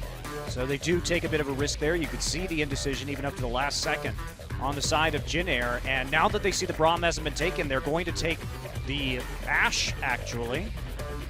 Let's give them some initiation power. Looking over the match history of Mickey, he has no competitive games on Karma, so it would be a first of if they do go for, in fact, the mid lane Karma. But Lulu was his most played champion last season, so you do see some crossover skills there. Lyra actually coming through with the Lee Sin pickup, and he's been a bit wacky with that this season. Boots of mobility. Boots of mobility, right, before any other items, but he was sick on the Lee Sin the one time we saw it. His insect mechanics certainly had not evaded him, so reaching for Lee Sin when there were other options available, but doesn't want to go for the passive farming of Graves, wants to make the plays, and with Twisted Fate available as well, we could see a return to the old for Afreeca, and I, for one, will be excited to see it. Well, they know the matchup in the mid lane now that the Azir has been taken, but a lot of ways to stop the Lee Sin engage. You have Spell Shield onto Sivir. You have, of course, he can be pushed back on the second part of his Q by the Azir ultimate. So they have tools. He can also get just knocked up out of it by the Nami ult. So not going to be the easiest for Lyra to get in here, even if he wants to build that very aggressive Lee Sin Boots of Mobility first that we've seen from him. And now it will be, as you say, perhaps the Twisted Fate lock-in here for Mickey. Tough to play against when we see the Sivir already and no top laner selected. So it will be a 1-3-1. Afreeca going to try and actually split push themselves this game. With the Trundle locked in as the blind top lane pick, will we see one of those Trinity Force champions come through? If it is the Aurelia, we saw Duke heavily win that matchup yesterday, but of course there were the repeated ganks from Blank to take advantage of him in the early laning phase. Well, Maokai's also just fantastic against both Ashe and Twisted Fate here, if you can force that. But then you're opting into Trundle versus Maokai, which has its own set of problems. Of course, but if you actually set up a siege composition here in just 5-man, you'll be able to push faster. Yes, it's a risk. You can't answer the split push, but you can push faster as a 5-man unit, and you can punish the lack of mobility on the Twisted Fate and the Ashe. It may be one of those things where Maokai is necessitated, because if you go for something squishier, Twisted Fate will come and gank your lane. So feels like a tank top lane, despite once again this being patch 6.11 with Trinity Force champs heavily incentivized. Echo and Maokai both available. Echo saw some heavy-handed nerfs and is still going to be the selection from Trace. One thing I will say about Trace is that he was amazing on Echo versus CJ, like incredibly dominant on that champion. But half-second less stun on his parallel convergence now, lower base damages on the return from his Q. Well, if you think about it, the E was nerfed in terms of base damage before, and now Q and R are nerfed. So basically every damaging skill he has been toned down. Also, the passive means that the chase potential and the missing health damage will apply less often. Well, it's also just the dueling against the Trundle. It's basically, it went from 3 seconds to 5 seconds before you could proc it again, so it's pretty massive difference. Early laning phase will still be strong against Trundle, pre-Tiamat, pre-first item. Echo will be able to push out, but risky stuff, I think, returning to the Echo after the nerfs. Yeah, I totally agree with you, Papa Smithy. I'm very interested to see how Trace does on this pick. Not something I was expected to see tonight, especially, as you say, with the rise of these Trinity Force. You got to believe that there's something maybe more powerful, or you go for the Maokai for the dives and trying to set up a 5-man siege. Not going to happen today, though. We'll see how this Echo does after these nerfs in the top lane. As we get into game 2 here, Afreeca trying to run the 1-3-1 this game, interestingly enough, and they're running it with a Hurricane AD carry, so should be able to hold that mid lane. Just lots of pick power as well. Twisted Fate, Ashe, the Global's in full effect, and let's see if Lyra straps on those boots of mobility and tries to make the play again. I really hope we see that. I hope we see and try and focus on Ixu, get him ahead, and get an unstoppable split push rolling. Afreeca investing heavily in that strategy in this game number 2. Won't be outdone by the split push this time around. Well, we're going to get into game, guys, and we'll be right on the Rift.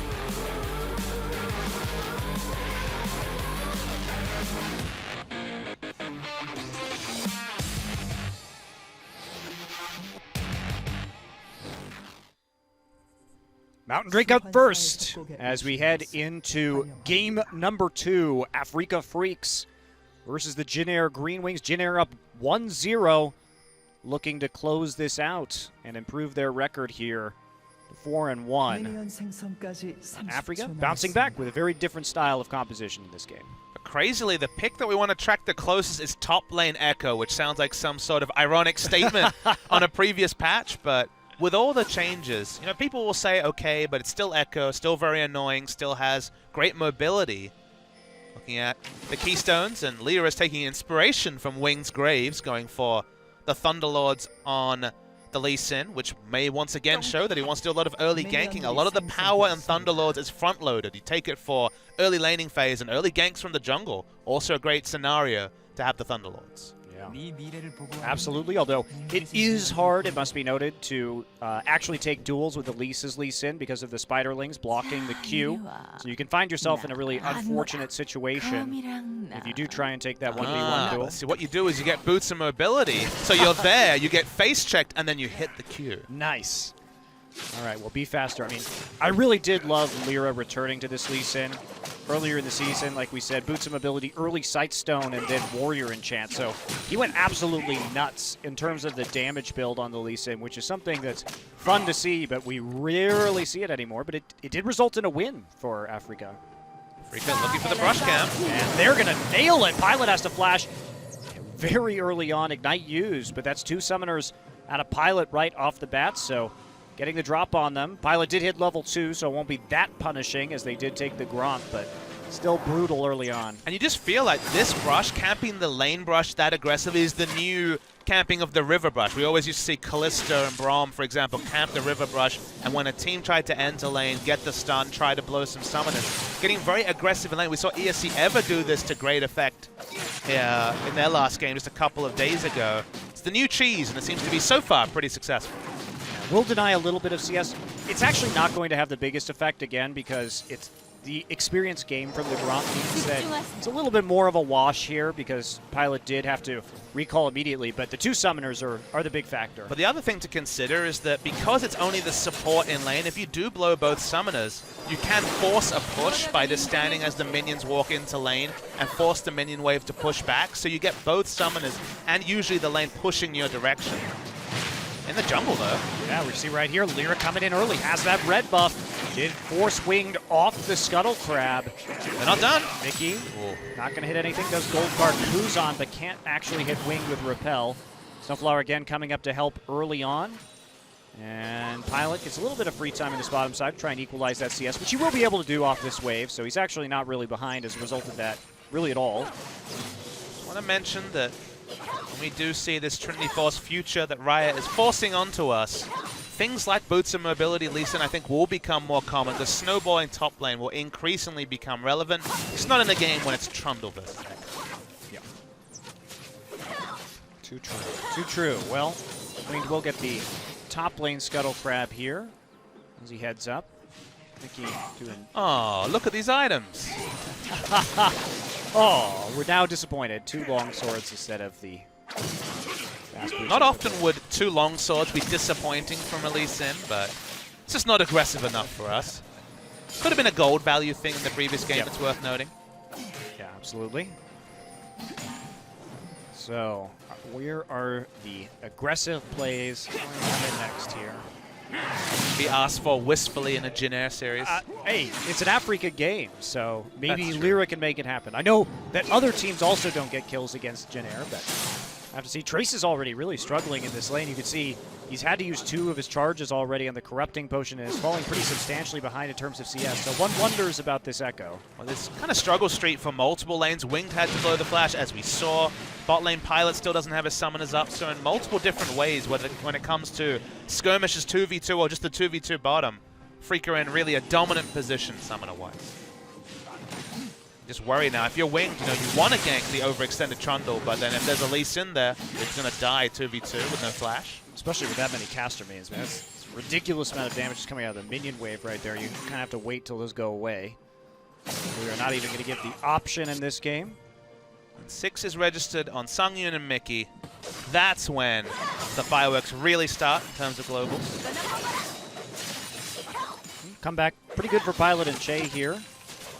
Manage to stabilize in this lane as long as they can wait for that flash to come back up. And it should be up approximately the same time Mickey does hit his level 6, so there's not going to be a big timing window to really abuse. I mean, the most guaranteed kill is if you let Pilot and Shay push in bottom lane with no exhaust on the Nami, then there's a really good chance of picking up a kill on her with Ash Arrow into the Twisted Fate gold card. She's probably the freest kill with that particular duo. Still a ways away, though. Just ping 5. But you can see the wave frozen or close to that in the bot side. Sung is now going to push it up to try and punish any potential recalls from Jin Air. Not going to recall yet, though. Playing a very cautious game now that Mickey has that Destiny and Gate available to him. To come back in the lane with that Tiamat, and some not great combat stats from Trace with that Sapphire Crystal. Will be a Sheen at some point into Iceborne Gauntlet, but lane control in top, lane control in bot, and Twisted Fate pretty happily farming in mid, so early game definitely going like clockwork for Afreeca. Just have to try and set up that split push now in the mid game and see what they can do with a Twisted Fate and the Trundle. But the fact that the Trundle is winning this top lane is, without any help whatsoever, is a worrying sign for the late game if you are a Jin Air fan. That's why when I was talking about the kit being the same and Echo still being relevant, it's the fact that everything is weaker. He was known to be lane dominant and then, okay, not the best teleport flanker, but he did so well in the lane that it vindicated picking him up despite his obvious deficiencies compared to a champion like Maokai. Now the laning phase is so much weaker with all the base damage nerfs that you wonder if the payoff is actually there for the Echo pick. I just don't think it is. He's still going to be valuable when it comes to zoning people off turrets off the backside. He's still really good at running at Ashe, it's worth noting. Yes. because against the immobile AD carries can run an ult, and that part hasn't changed. The damage will be lower with Iceborne Gauntlet and all base values. Literally every damage source he has been nerfed. But again, the playstyle of just taking all of Ash's time might be relevant enough in a team fight to justify the selection. Well, just a waiting game here until they try and make a play. And like you said, Papa, those Arise nerfs to the Azir are going to probably factor into this game because there is a Twisted Fate in the mid lane with 2 TPs. In fact, it factors in here more than virtually in any other case. Because the whole thing about Twisted Fate is the first Destiny play, if you get a kill or not, is relevant, but quite simply, what can the mid laner do to answer it? Azir's certainly not going to be roaming after the Twisted Fate, but we're probably talking about around 30% less damage being done to turrets, maybe more, when it comes to not being able to drop the Arise. Also, Stinger as a first item has been nerfed in terms of attack speed by 15%. So until you finish the Nationals, you have less attack speed in the early laning phase. So we're talking about hundreds and hundreds of less damage you're punishing the Twisted Fate on. But worth noting, we haven't seen Destiny yet. So haven't seen that investment of a big global ultimate just yet.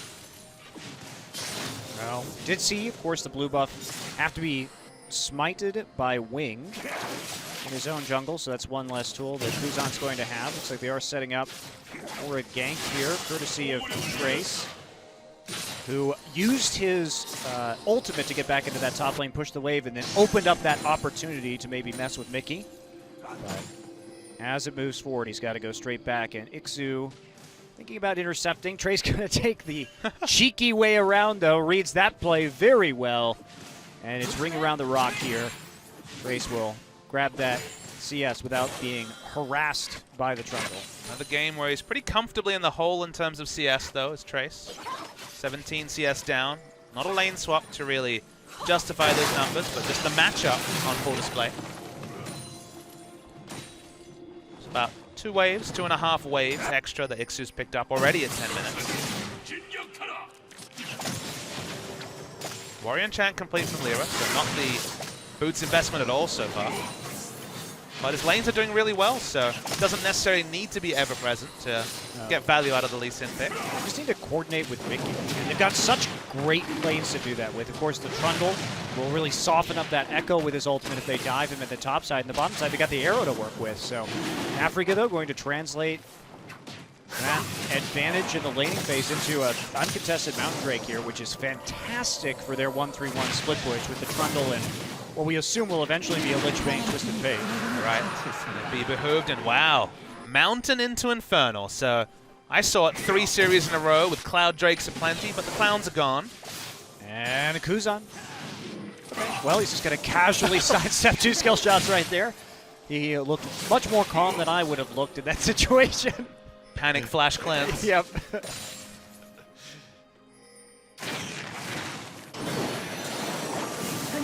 Something is all on his lonesome in the bottom lane. Well, Karma's there, just hanging back. We're going to show up for his first visit. Just going to clear out a pink ward. Never mentioned it, but pink wards have changed a little bit. They now regenerate in terms of hit points. Yep. Out of combat.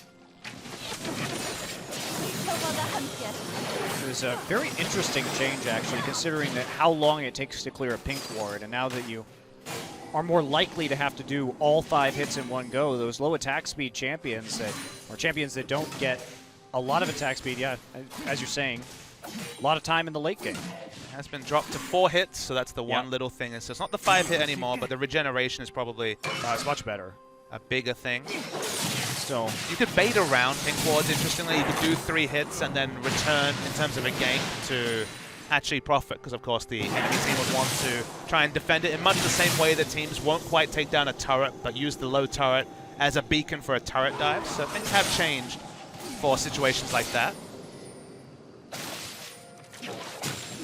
Trace is really going to have to show up in some of these team fights. I'll say that. They intentionally picked this, and to Trace's credit, he has been excellent on the Echo, but after those nerfs and in this matchup, he's got to do something, and here we go. Going to try the dive. Trace has his flash available. Got his read it ults. really well. Look at the mini-map. Yep, they've already sent 2 people up top. Snowflower on that roam, but just going to try and push this out. They do get some turret damage, but They invested quite a bit for that, and they're also not able to push up in the bottom side, as we do see the Ashe there. Farming at the Krugs and not able to do much for the mid wave. So actually a pretty significant investment, not for much advantage, but they still hold strong with a nice early gold lead. And there's 900 gold, but you have to also notice that the Lee Sin Twisted Fate Ashe combination has achieved nothing in the phase of the game where they have the most likelihood of being able to pull off moves. So just waiting out the pressure of the global, specifically the Destiny in the early game. We may not actually see Destiny used before it's upgraded for the first time at level 11. So there's definitely validity in Jin Air going for the safe approach. There is that scenario where it could be 5v4 because it's double TP and Destiny versus the Cleanse Azir. So weathering the storm and staying competitive in gold, maybe that's the true Jin Air approach to a game like this. Absolutely, and there is validity to say, okay, well maybe we do as a team give up a few CS here and there, because that is less money than us trying to fight for these CS, maybe overextending and dying, losing a turret, losing another objective. So play conservatively and we'll have a definite deficit, but the odds are we'd have a bigger one if we actually tried to make plays right here, because Afreeca's pick composition is so dangerous, and they know that they should have a preferable 5v5 in the late game. So if that's when they want to fight and they want to scale up in the meantime, I'll go ahead and do that. Does guarantee farm onto the Trundle and ensure that the Trundle split push will be very powerful in the late games. That's why you like drafts where there's both a 1-3-1 identity and also pick power in the early game to give it strength. This is a nice rotation from Jin Air, though. Playing around the pressure that they got off of that roam to the top side. Afreeca will answer, though, and they are quite cautious about the Lee Sin flank coming through. Boots of Mobility are done at last, Papa Smithy. Yeah, so we get to see that, and now it's time for more damage. So interestingly, he has changed over his trinket to a sweeping lens, but he has no wards and no sightstone. So this is definitely a pretty big risk from Lyra, and he's going to be much more flash reliant than most Lee Sins to make plays. See Kuzan doing the Azir thing. This probably would have been a dead turret. It would have. Pre-611 patch. May still be a dead turret. Nice punishment coming out from Kuzan. Zoning Twisted Fate under his turret.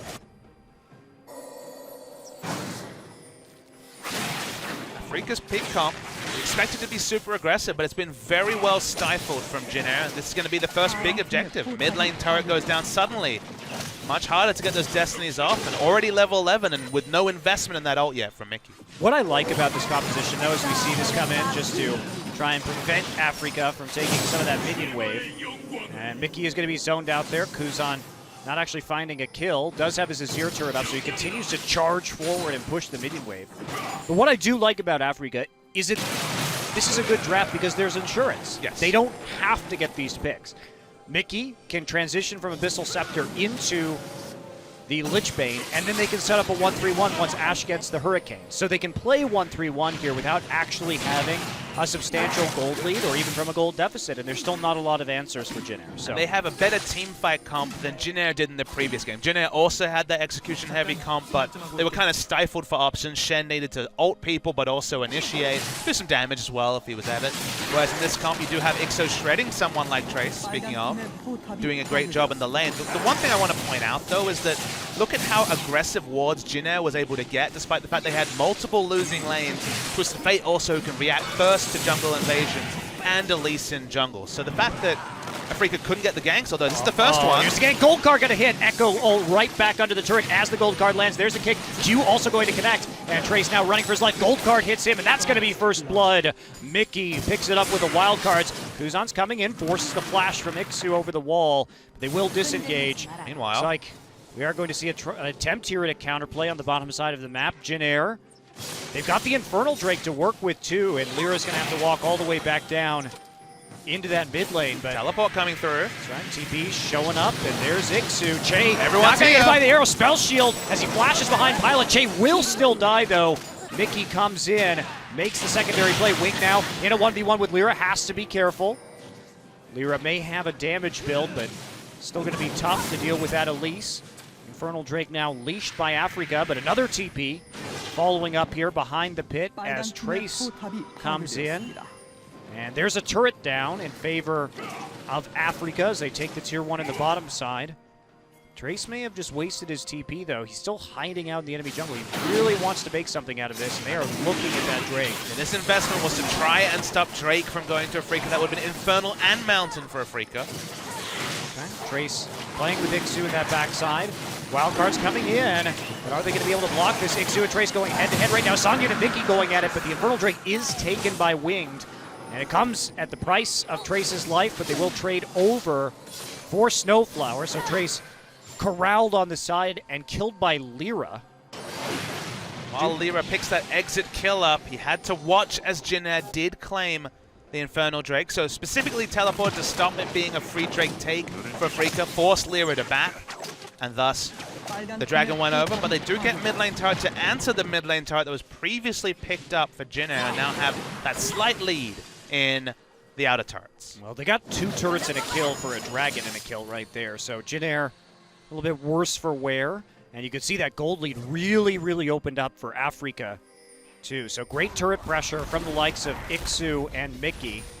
Lyra was still coming from base. That's why there could be no true contest in the pit. We're watching on the backside, though, the fight between Trace. This time we get to see Kuzan just explode as support. Once again, double the level. Trace failed his phase dive over the Dragon Wall, which is why he died right there. He's trying to get into the pit. I've got to say, phase dives, taunts, flashes, walls are not treating Trace very kindly this series. No, they're not. So 3 different type of reposition that he's failed over a wall.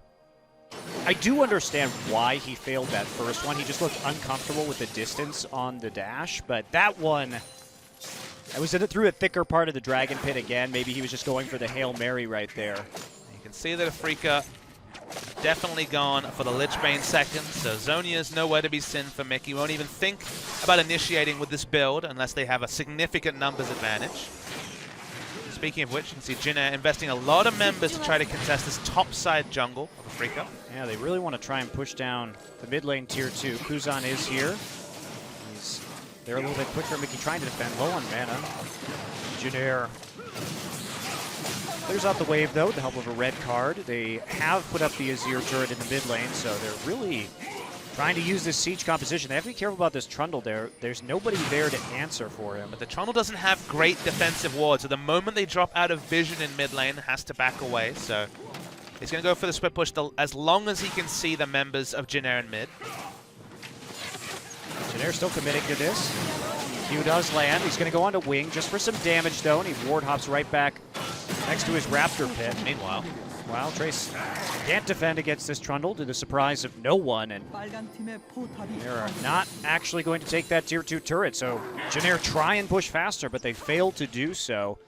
And it's a 1-for-0 trade in terms of turrets, and that's just more gold in the pockets of Afreeca. very aggressive build coming out from Ixu. Titanic Hydra into Black Cleaver is the build, so not looking to build any semblance of magic resist. We usually see things like Iceborne Gauntlet and the Spirit Visage from these Trundles, and we'll probably still see a Spirit Visage at some point, but very much going for combat stats early. Yeah, Echo really struggling too. 2 deaths here for Trace, and not really anything to answer for it. All he's got is an Iceborne, so he's not going to be doing much against this Trundle. One of the powers of this build is that Ixu can fight with Songyun, shred a frontliner, and then things like the volley and the Q as well from Ashe will shred frontliners. So actually those two together synergize very well when that Black Cleaver is completed. Huge gold lead now for Afreeca. 20 minutes, 5,000 the number. And Afreeca here really dominating. And Vicky actually going to get all in here by Kuzan. Does hit the gold card, though, but Winged with the cocoon on the backside, and that'll be a kill as more Sand Soldiers pop up and stab Twisted Fate. Jinair doing some work, get the pick they needed in the mid lane, and now maybe they can finally get down these turrets in the side lanes. Mickey also ended up getting bounced by the Emperor's Divide when he tried the flash, so maybe didn't have enough range to be able to get over that. So they will also lose this top lane turret as a result. So the global goal is starting to be answered, but Afreeca, right now at least, have a big advantage in turrets, even after the second one comes down for Jinair. Step by step to catch up, though. Get the pick, get a turret. That's something for Jinair. Very much the tortoise of the league. Slow and steady. Just wait for the other team to take a nap, and then you win. That's how it works, right? against the other team, the casters sometimes, the viewers certainly.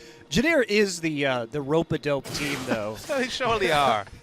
They just stand there and play defensively, guard against your punches until you get tired and make a mistake, and then there comes the knockout combo. Betting on Janair is probably the hardest thing, 'cause I just never know what to make of them or their strength at any one point. They do a lot of winning, and you're like, okay. But then if they lost this series, you'd be like, oh, that makes sense. So you just never really know how strong they are. I do find, as you say, Janair, one of the toughest teams to evaluate in terms of their strength, because you're always like, are they actually good, or are they just pretty good? Who's the superstar of Janair? Exactly. Winged? Maybe? I don't know. It's like, is there a star player here? It's just interesting because you have some players that you'd actually absolutely love to see on certain teams. I mean, Trace is probably the best low-economy top laner in the world. Like, the amount of work he can do with no money and how safe and reliable he is, he's so consistent as a player, too. So you like to see that.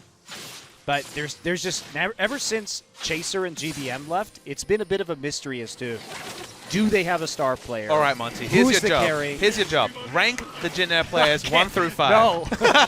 No. Impossible. It's a very bizarre team to talk about, but somehow, some way, they make it work, and they certainly have started off this season strong, and they've shown some really excellent team play. Winged Trace, Pilot, Kuzan Che. That's what I'm going to say. I think Winged's their best player. Okay. I don't know about that. I think I'd go Kuzan, Trace, Winged, Che, Pilot. Really? Kuzan first, even though he hasn't cemented his spot in the team? Interesting. I think he's been playing great. I think he's playing great since he got back. I've been really impressed.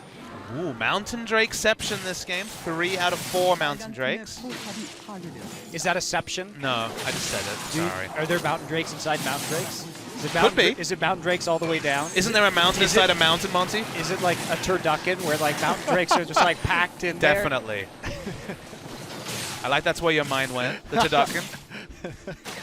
Well, that would be Mountain Drakeception, right? You have to have Mountain Drakes inside other Mountain Drakes. Mountains and mountains. Do they eat each other? I don't know. The cannibalistic Mountain Drakes? Does make for an appealing Drake roast, though. Bait is certainly set around Baron. We still haven't seen Ash Arrow really be a massive tool so far in this game. Couldn't tell you if Sangyun's used more than one. Are you really going to hit anybody, though, with the Spell Shield? I mean, last time Che actually flashed in front of Pilot and Pilot Spell Shield. It was a good team play. Just kill the hell out of the Nami. That's what you do. What they tried. Didn't work. They used the Flash and the Spell Shield to block it. So Afreeca, it's like they may be attempting a Baron here. They're going to start it. No Baron damage there, really. They don't have pressure anywhere else on the map. This is a really weird play for Afreeca to make. Very dangerous. Doesn't have any wards at all. Say, yeah, Janair doesn't have wards. They're just poking in blind. And we see the flash over for Wing. Can he actually steal this right now? No, he can't. Lyra picks it up. Trace there on the side, though. They're going to try and fight him in the pit. Kuzan already low, but there's the disengage. Ixu falling. Trace is going to catch up to him very easily, however. And there's a double kill, actually, for Pilot. What a bizarre fight. And you can't even compare this particular Baron take to Jinair's. Of course, they're in a similar context, a 50-50 Baron, but Afreeca weren't in a position to actually collapse after the objective went down because Twisted Fate never actually committed to the fight. And if you look at the minimap, Twisted Fate kind of watches it after the Baron goes down and is like, all right, I guess I have the Baron buff, backs away, and it ends up being a 5v4 for Jinair. Well, what a great ultimate there to just keep Ixu right in the back of the pit so they could catch up. And they're going to deny. They have the Sivir ult. They can actually chase people down after that. Sivir Echo have excellent chase potential, but Afreeca basically, maybe they weren't steadfast in their call, but they seem to be surprised that they got so much damage on it, were then kind of put in a scenario to finish it out, and they weren't on the same page with their mid laner. I mean, we've seen TP problems from Mickey before, but rarely on Twisted Fate. He had the Zhonya's Hourglass. He absolutely could have TP'd into the river to at least try and do something about that situation. Instead, he just let Kuzan and Pilot with all their AoE damage get inside the pit and pick off the members of his team. So the only scenario where that makes sense is the fact that he was like, okay, I could trade my life for maybe a kill, but then I'd lose the Baron buff, and they want to make a really big Baron buff power play with the Twisted Fate split push. They still have double TP against none. It seems like optimistic theory, but this Twisted Fate right now can push unanswered in top lane because there isn't many options for Jin Air with no teleports. Yeah, well, they've got to really maximize the damage from this Twisted Fate. He has no ward coverage. No wards. Nope, none at all. But even the most optimistic of storyline may end up be for nothing, because it was strange to see him completely understand the situation and then make a passive choice. This is Mickey making a passive choice. Yeah, I think he could have lived with the Zhonya's, and I think he could have kept that Azir out of the pit too and prevented all his teammates from dying, or at least gotten them into the river where they would have been less vulnerable to the Azir damage, but it's not actually what happened here. So interesting, potentially very poor decision-making by Afreeca. So this Baron power play is going to be kind of a wash, and Jin Air has slowly but surely been closing that gold lead. It's now down to only 3,000. With a Mountain Drake, though, the Lichbane procs onto the turret are still very potent, and Trundle will continue to pressure out the Echo in bot lane. So it's still very much the same scenario, and there's no Baron to fall on for Jin Air. So at least that objective is muted for a few minutes. Kuzan getting real scary. Yep, 3 items, and now a needlessly large rod as well. Actually ahead of items, probably, compared to Mickey, or at least even. Oh, yeah. With all the global gold that Mickey's been able to pick up. And has the passive as well for extra gold generation. Still a pretty healthy kill and CS lead, so they're probably about even right now, considering that the overall gold lead is quite minor, and a lot of that has taken place up in the top lane. So Freeca want to play out the next few minutes. Once again, they need to create pressure and make sure there's no way for Jin Air to contest the Dragon. Because a second Mountain Drake actually is big for this team, which has a very powerful 1-3-1. But for that to happen, they really need Twisted Fate and Trundle on opposite sides of the map and really punish any attempt at a contest from Jin Air. They should have their teleport up, though, now that I mention it, as the Dragon spawns. Yeah, should be quite close. Trace finally getting a few items here, as he picked up a little bit of magic resist to go with the Sunfire Cape. This double Black Cleaver, we didn't mention it, Lyra once again sticks with the very aggressive school of thought with Lee Sin builds. Hex Drinker, Black Cleaver, and soon to be the more Malmortius. Twisted Fate sent into the bottom side now to help apply this pressure. So Afreeca doing a very good job of making sure these waves are in the right place prior to the Dragon spawn. There's not really a whole lot that Jin Air can do about it. Nobody they can send down there. This is very much legacy Afreeca play. When they only had one style, it was this exact one, the 1-3-1. So when they developed the Jungle Graves into teamfighting comp, that they really started to have strategic diversity. But when you're struggling and down in a series, returning to what you know best certainly has a lot of validity to it. Sometimes that's what I think newer teams really need to focus on, is just play one style and take a few wins that way. It's one of the most frustrating things I think about ESC ever this season has been them not playing to the style we know that they're actually good at. I honestly think they just need to play Sivir more. All right, we're going to see a big commitment here. Gold card going to go over, but he flashes back with the chrono break right through the pit. Mickey now taking turret aggro. He's going to get low, and Zhonya's Hourglass will save him for the moment. And there's the pillar coming on through, but they take a lot for that.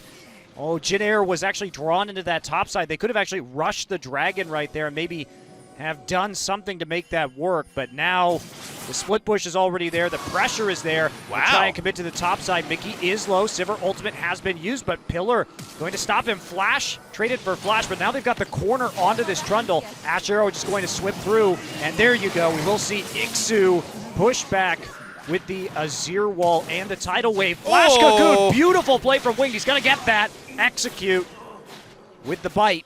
And there you go, 2 for 1, but they lose the Mountain Drake. So 2 over to Afreeca now, and can Jin Air apply some pressure? No Baron to take for another minute, so there's not a lot for them to get right now.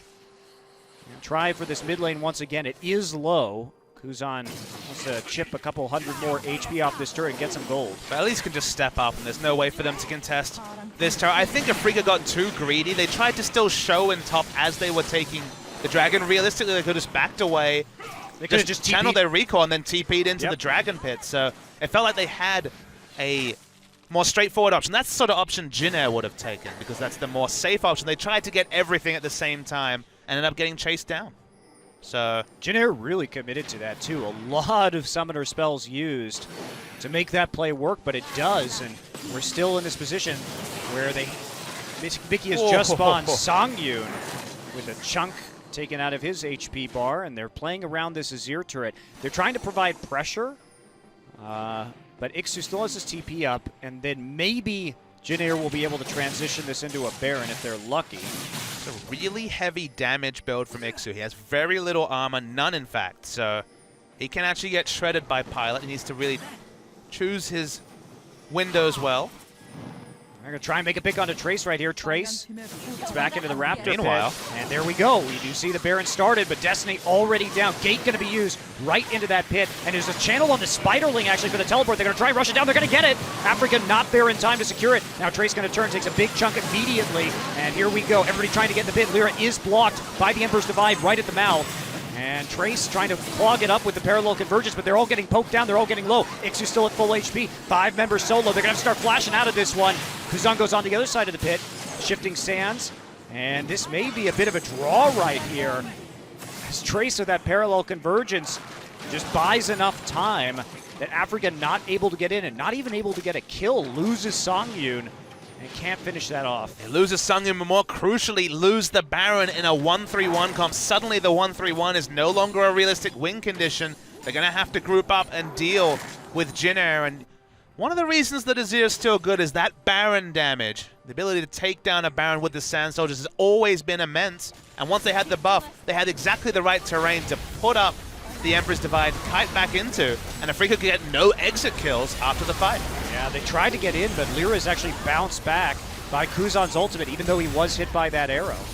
And then you can just see the Emperor's Divide first blocks the choke, then the parallel convergence comes down, and a second channel of the parallel convergence. There's just so little terrain for them to come onto, and that means the Pilot able to free auto. And because of the greedy damage-focused build from Ixu, he can't ignore Ash's damage. Winged in a bit of trouble right now. Will get healed up by Jay. Still taking the poke. There's the kickback. Winged actually going to smite the red buff for health. So does get a nice chunk back. Doesn't take that little bit of extra damage that might possibly... Oh my god, would have killed him. Speaking about getting killed though, Kuzan gets the Thunderlords onto the Karma, and that's enough to finish. All right, Kuzan's moving up the tier list, Monty. Told you. My Janair player tier list is better than yours, Papa Smithy. Oh. He's been playing great today. Really, really well. And suddenly Afreeca's comp against Baron buff and against a teamfight comp falls apart to some degree. It's going to be the mid lane inhibitor down with no possible response. And Ixu just slowly trundling his way in the side lane. Got no tier 2 to take there, though, and with the empowered recall, they'll be back in plenty of time before he can actually threaten that inhibitor. No wards or turrets to take. Sad day. For a disappointing time to Steal be a blue, yeah. He's got something for his troubles.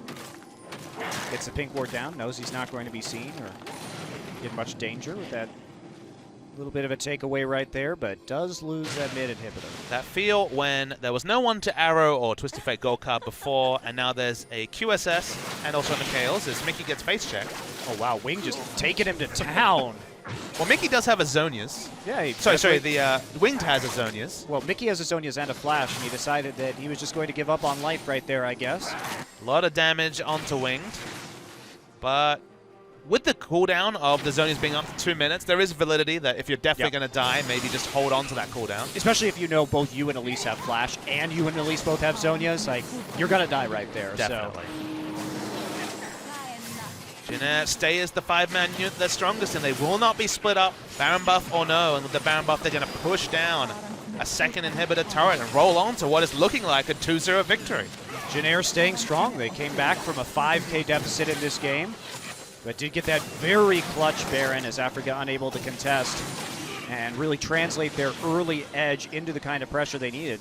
Even though they got that Baron, because they died during the attempt, they couldn't maximize the value and really effectively use the Baron power play. And you have to say that, although we've seen some poor Twisted Fate games, I think this one takes the cake. The fact that he couldn't find an ult till level 11 and then was very hesitant the couple of times we saw that he could collapse specifically on the Baron take.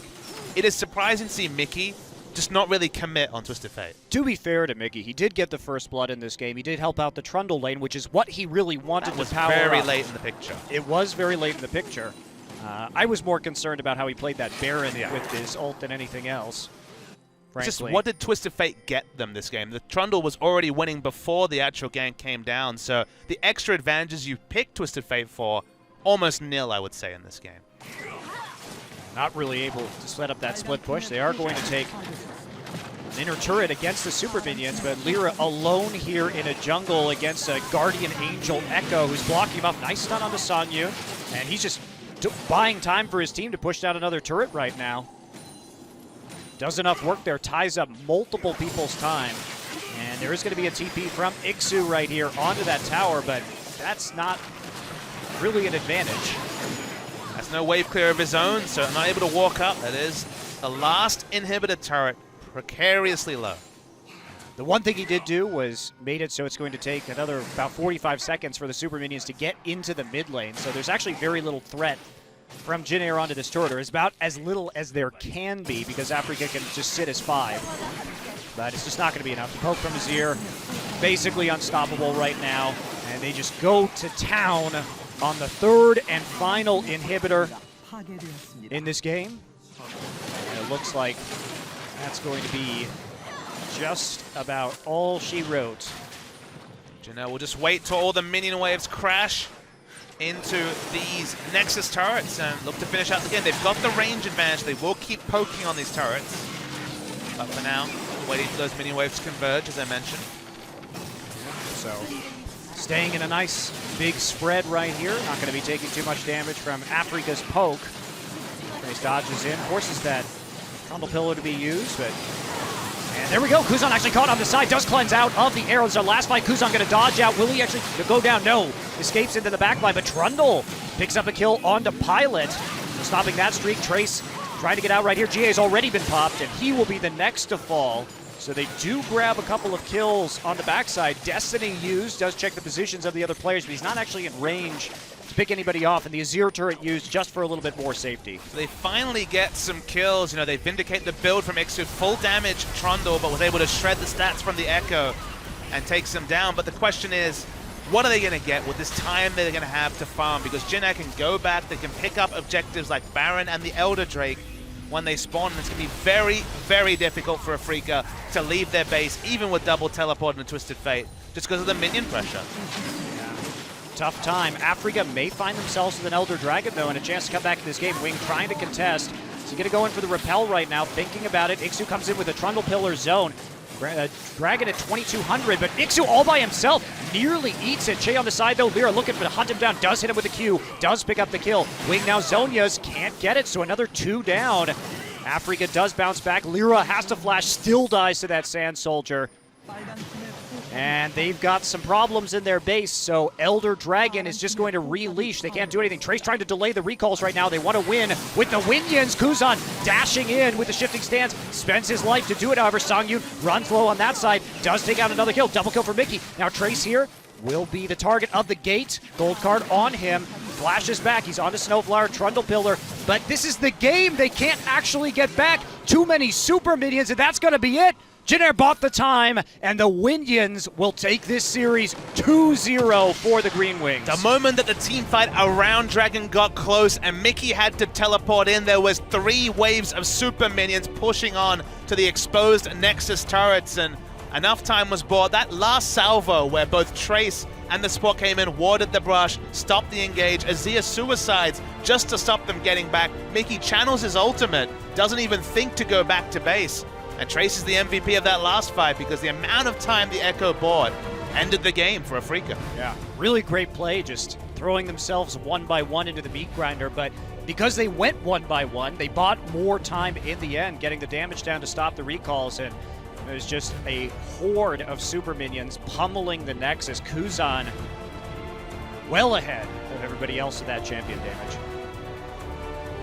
Azir, still a meta pick, it seems, on 6-11. Maybe we pronounced his death a bit early. We thought maybe the fact that there are more windows to exploit him, and honestly, windows to exploit champions is a good thing. It means that there's counterplay in a lot of scenarios, so maybe now Azir's finally at that state where you can play around the fact that he's forced to stay in the mid lane. He won't take your turret as fast. He sets those clocks back a little bit. However, late game with a full build, still damages, still takes Baron very well, still kites back effectively, and still was a cornerstone in that victory. Yeah, true. We're also seeing fewer TP mid laners than we saw, say, towards the end of the spring season, too. So that may, in fact, be less of a factor, the punishment that Azir gets from abusing that TP. So people may be less concerned now that we've got, say, Varus and Vladimir, Victor being more meta picks, and very few of these champions typically take the teleport. Yeah, if you're in a wave clear war in the mid lane, then maybe the Azir nerf will be noticeable because from 7 seconds to 3 That's is a huge. massive change in the late game especially. But if you position it right, that 3-second wall around the Baron was enough. The duration didn't matter because it was so well positioned, but there will be scenarios where the change is noticeable. Right. And especially the duration there, because what it did was Trundle was going to run around that no matter how long the wall lasted, so it was really just isolating him in the back of the pit for a couple of seconds that made the ultimate difference in that particular Baron fight. So yeah, there are a lot of situations, I think, where it hasn't changed, and we're seeing that now. Azir ban in game number 1, and some big play from Kuzan. You really have to congratulate him. His LeBlanc and Azir was excellent in this series. Especially relative to Mickey, whose performance level I think was a bit lower in game 1. The Victor didn't count for much, and in game 2, the Twisted Fate. It's weird to say that Mickey wasn't pulling the trigger on a champion like Twisted Fate just because, if anything, he committed too hard on many champions. The Corki Valkyrie into the enemy base last season was a great highlight for everyone, I'm sure. But the Twisted Fate not pulling the trigger, allowing the Baron play to be mostly for naught, and then the enemy Baron take was actually very big for Jin Air. So credit to them. They thought out another series and did it in Jin Air fashion. That's right. We are waiting for the MVP, guys, tomorrow. We are going to be coming back with Rocks Tigers versus CJ and Samsung versus Longzhu. That might actually be a more interesting series if Longzhu can play up to the level that we saw in their last victory. It was kind of night and day from their performances earlier this season. I mean, the fun thing there is that Samsung, on the lowest ebb they've been, because of course they had their first losses of the season against SKT, admittedly, but losing with both their best strategies, the split push Fiora and lane game team fighting, and Longzhu finally taking a trick, blooding Fury once again, his second series of the season, looking a lot better than his previous level performance. And yeah, we see the best of Longzhu and a Samsung kind of licking their wounds. We might actually have a series. I do hope we get to see Fury too, because of the Samsung connection that he used to have and it's the new AD carry ruler. It'll be really interesting to compare Fury as the old Samsung AD versus ruler right now. So that's a matchup that I really hope we get to see tomorrow. That's kind of the fun thing is that, Fury was the shining light on that team when they were super bad in 2015. And obviously they're a much better team now, Samsung, but got the new rookie on the block. So it'll be fun to see them square off. And understandably, Kuzan is the MVP. The first Azir we've seen in a while, but looked pretty damn good. Looked great. And that'll be, he started out the game too 0-0 while his side lanes were losing, put on a lot of that pressure.